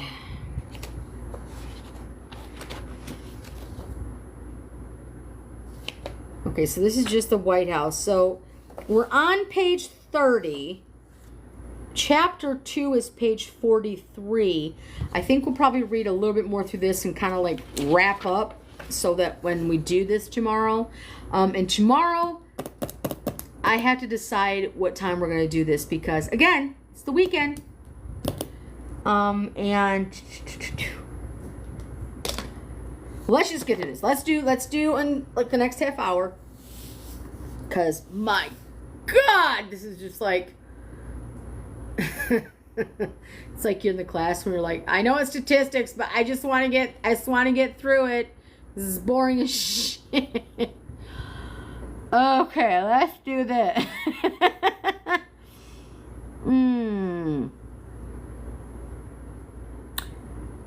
The best resource for the Office of Communications is the President. The President conveys in the White House overall message through one or two inaugural addresses, State of the Union addresses, speeches to Congress, and press conferences. The office must also ensure that various White House offices decimate. That's right. Right. Remember, like I said, unified message to the public. There we go. The communications director and press secretary in particular should be careful to avoid contradicting the president or delivering conflicting information. So do as I say, don't do as I do. If I tell you one thing, it's what I want you to say. Even if you don't agree with it, you got to agree with me or I'm going to get somebody else. Speaking of which, like how many press secretaries did Trump have? I'm just saying. The speech writing team is a critical component of each communication team. Speech writing is a unique talent. Who is Donnie's? Look, did you pass the 4th grade? You got it. You are hired. Speech writing. I want to know I want to know the actual speechwriters for Donnie. Like, witch hunt, China, Hillary, her emails, Crooked Joe. Like, how many times? They probably just chat GPT'd that shit. Like, because, oh my God, that's what he's going to do, isn't it? He's going to be like, by the way, he's not going to. But I'm saying, like, if he was, when he's running, he's like, okay, we're going to have tell me what this foreign policy is. And then it'll like chat GPT it out. And then his speechwriters are going to have to go through it and go, that's too big of a word. No. Okay. We can keep that one and keep that one. Not this sentence. Like, speechwriters for Trump just must fucking lose their mind and drink a gallon of vodka a week. Good Lord. The writers selected must understand policy, should have firm grasp of history and other liberal arts disciplines, and should be able to learn to adopt the president's style of rhetoric and mode of delivery. So again, you have to be a fucking moron to be a speechwriter for Trump. That's like, oh, okay, no matter what we say, he's just gonna go off anyway. That's great. We're gonna talk about batteries and fucking sharks. Here we go. There's no speechwriter for that. He sits on his shitter at 2 a.m. and is like, I have a great idea. Sharks, boats, ? Electricity, ? I just want to see the candidacy pool for the speechwriters for Trump. Sir, duh, wokeism woke, Crooked Joe, let's go, Brandon. He's like, oh my God, you're amazing, you're hired. You're like, I don't think it works that way, sir, but okay. The press secretary is the president's spokesperson, communicating to the American people through the media. And again, how many press secretaries did he have? Yeah, Sean Spicer. I'm sorry. Scaramouche for like a day. The press secretary engages with the White House press corps formally through press briefings, informally through impromptu gaggles and meetings.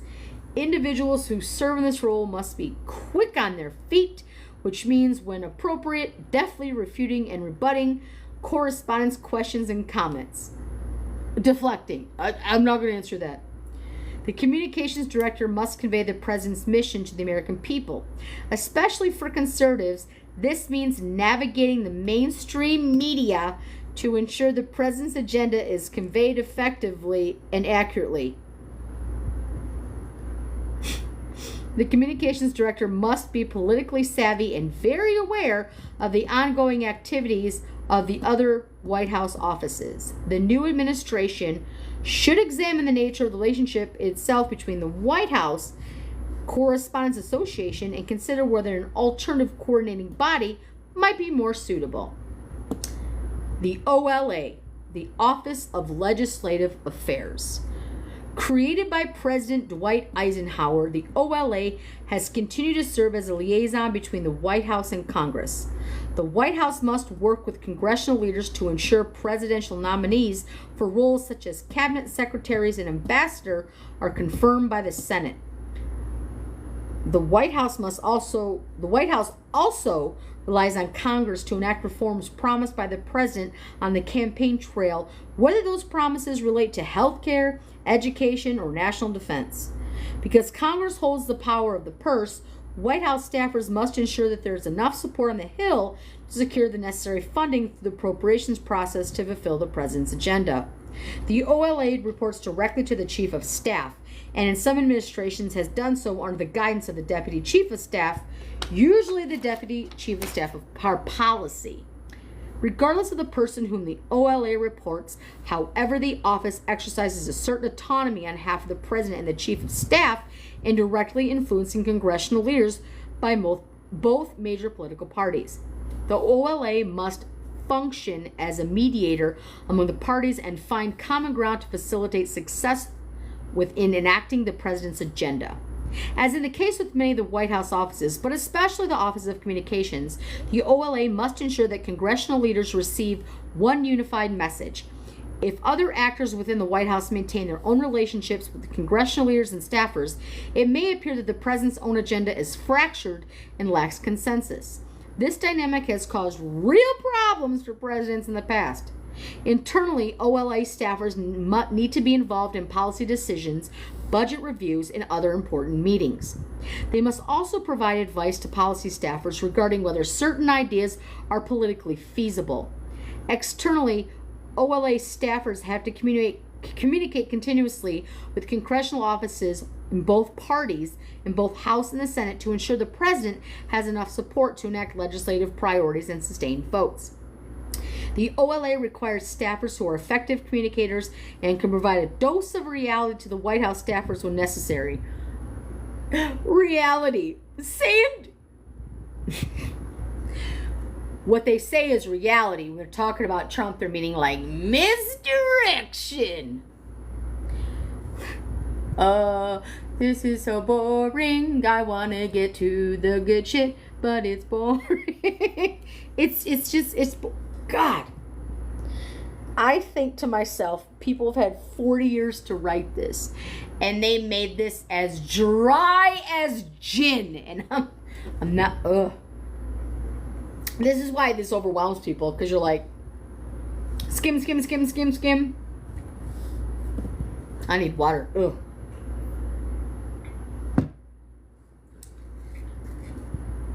It's the coldest. Best bottles out there. I said what I said. Where were we? Where were my eyes?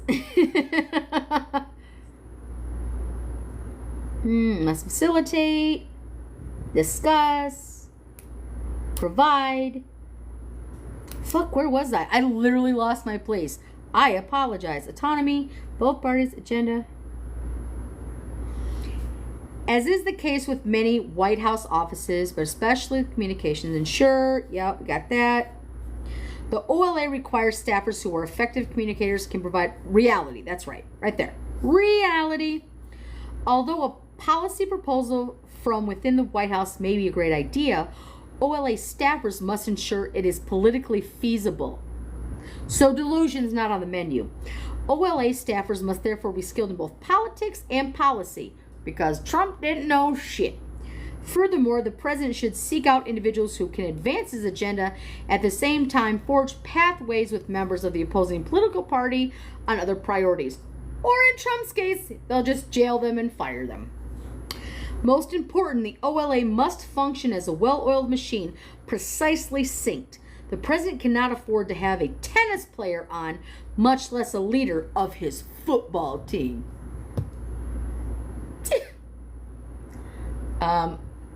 I would take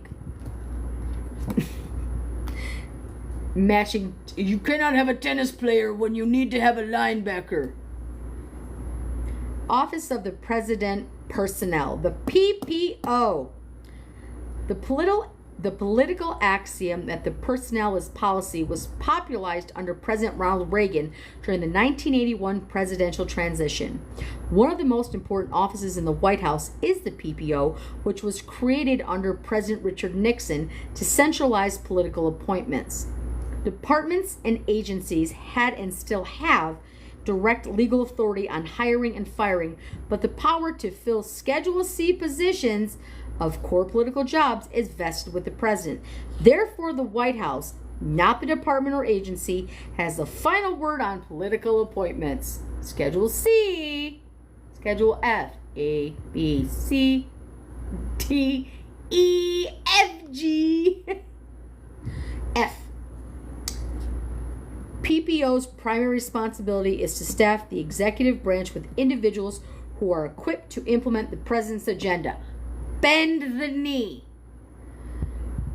Although its focus should be identifying and recruiting leaders to fill approximately 1,000 appointments that require Senate confirmations, PPO must also fill approximately 3,000 political jobs that require dedicated conservatives to support the administration's political leadership. Right there. Schedule F.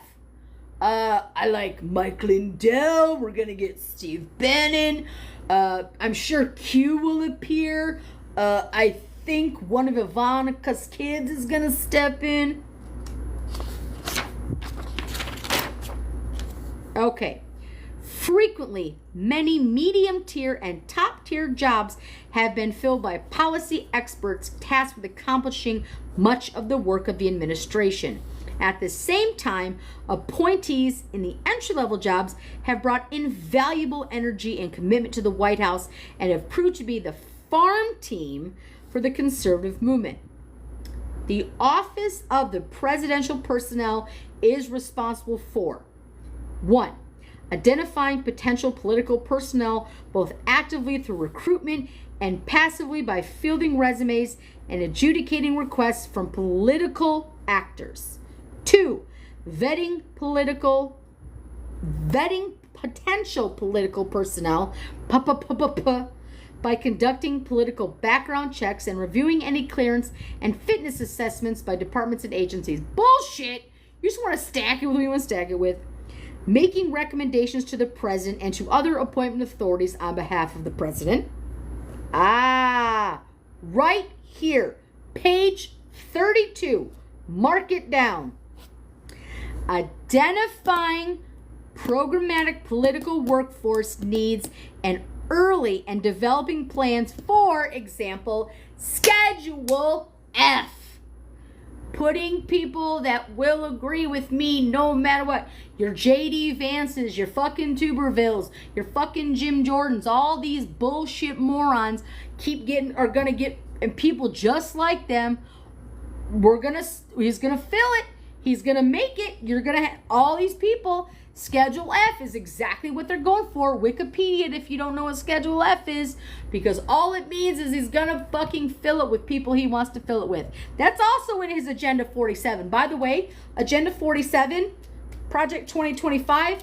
So here's Project 2025, and here's like Agenda 47. If you look it up, it's like, it's just so fucking awful to say, but it's like, this is Schedule F, but when it's Agenda 47, one is typed out in calligraphy, or one is typed out, or one is in calligraphy, and the other's in fucking crayon. It's exactly what that is. Me like to have people who like me. I want people who will give me Diet Cokes, and people who will do this. What the fuck is that dance? Can somebody please appoint a fucking dance instructor for the stupid son of a bitch? If I gotta see one more of this, it looks like they put him on one of those like treadmills that are the ellipticals that have the arms, and like he gets stuck in that motion. Wait, who called? Nobody I know. Apologies. You better work. Every single fucking time. It's like they've given him those baby shake weights, and he's just like that's his entire exercise regime. Just coming out to 3 fucking songs that he won't get sued for. That dance. Bro, I can't. I'm like, oh. Like, I'm sorry. Every time he does it, it looks like somebody's great pawpaw was like out in the middle of a wedding being like, hey, pawpaw, do the cha-cha. And he's like, I have to go change my diaper. I can't. Woo! Okay, and 3, 2, 1, back to somewhat reality. Maintaining a strong relationship with the Office Personnel Management, the OPM, both for operational purposes and to effectuate the President's direct Title V authorities.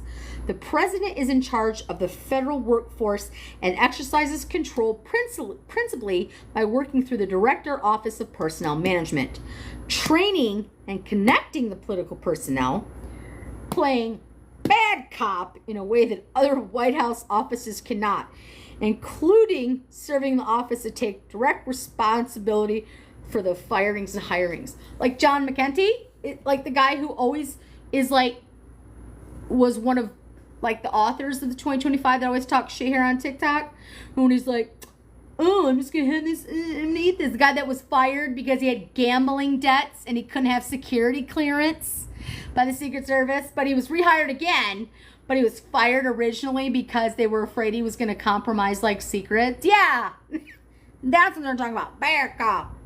Serving as a personal link between conservative organization and the executive branch. In most administrations, PPO will staff more than 100 positions during its transition and 1,000 of non-career positions during the president's first term. Direct authority and strong relationship with the president are necessary attributes for any PPO director. Historically, PPO has a direct review and control of personnel files, including security clearance dossiers, like I just said. Okay, I'm going to read this last paragraph, and then we're going to end it for today. Okay? So, it says, at the highest level, PPO is tasked with long-term strategic workforce development. The billets of political appointments are immense importance in credentialing and training future leaders. In addition, whatever one's view of constitutionality varies in various civil services,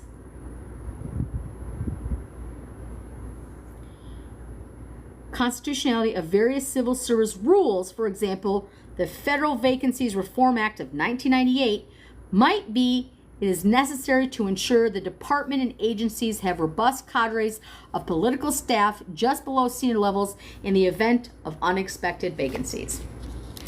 Okay.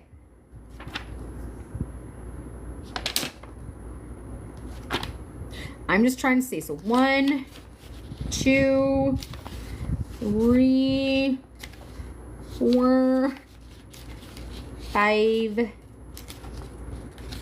6, 7, 8, 9. There are 8.5 pages left. I'm going to circle this. On page 33, that first paragraph is where I left off. So when we meet tomorrow, when I determine that time, we'll go through this. And like I said, guys, if you've missed this and you want to rehear this, I'm going to, when live ends, I will go ahead and I will download it to my YouTube channel.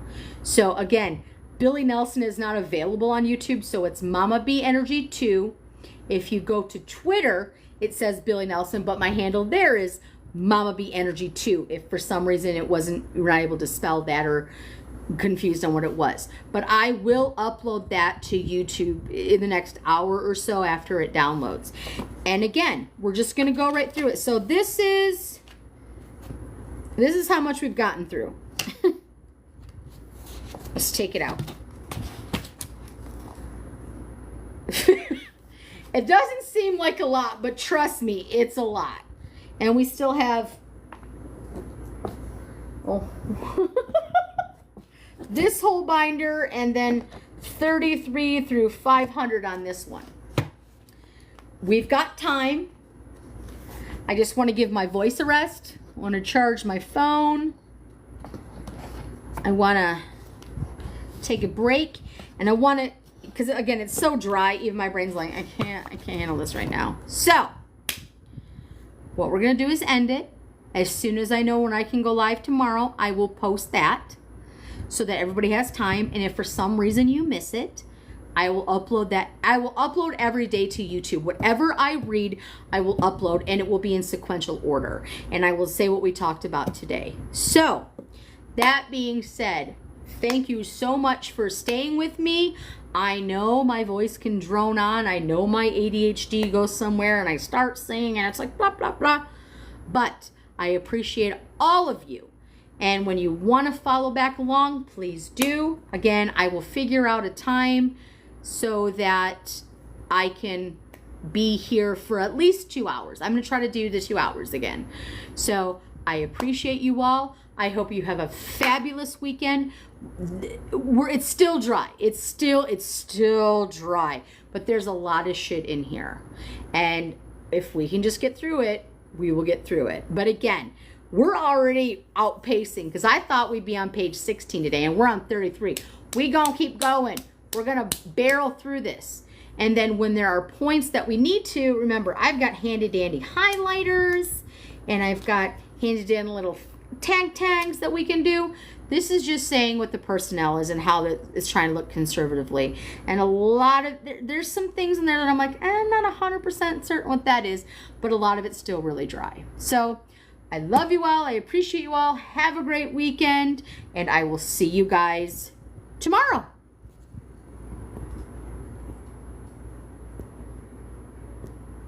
Maybe.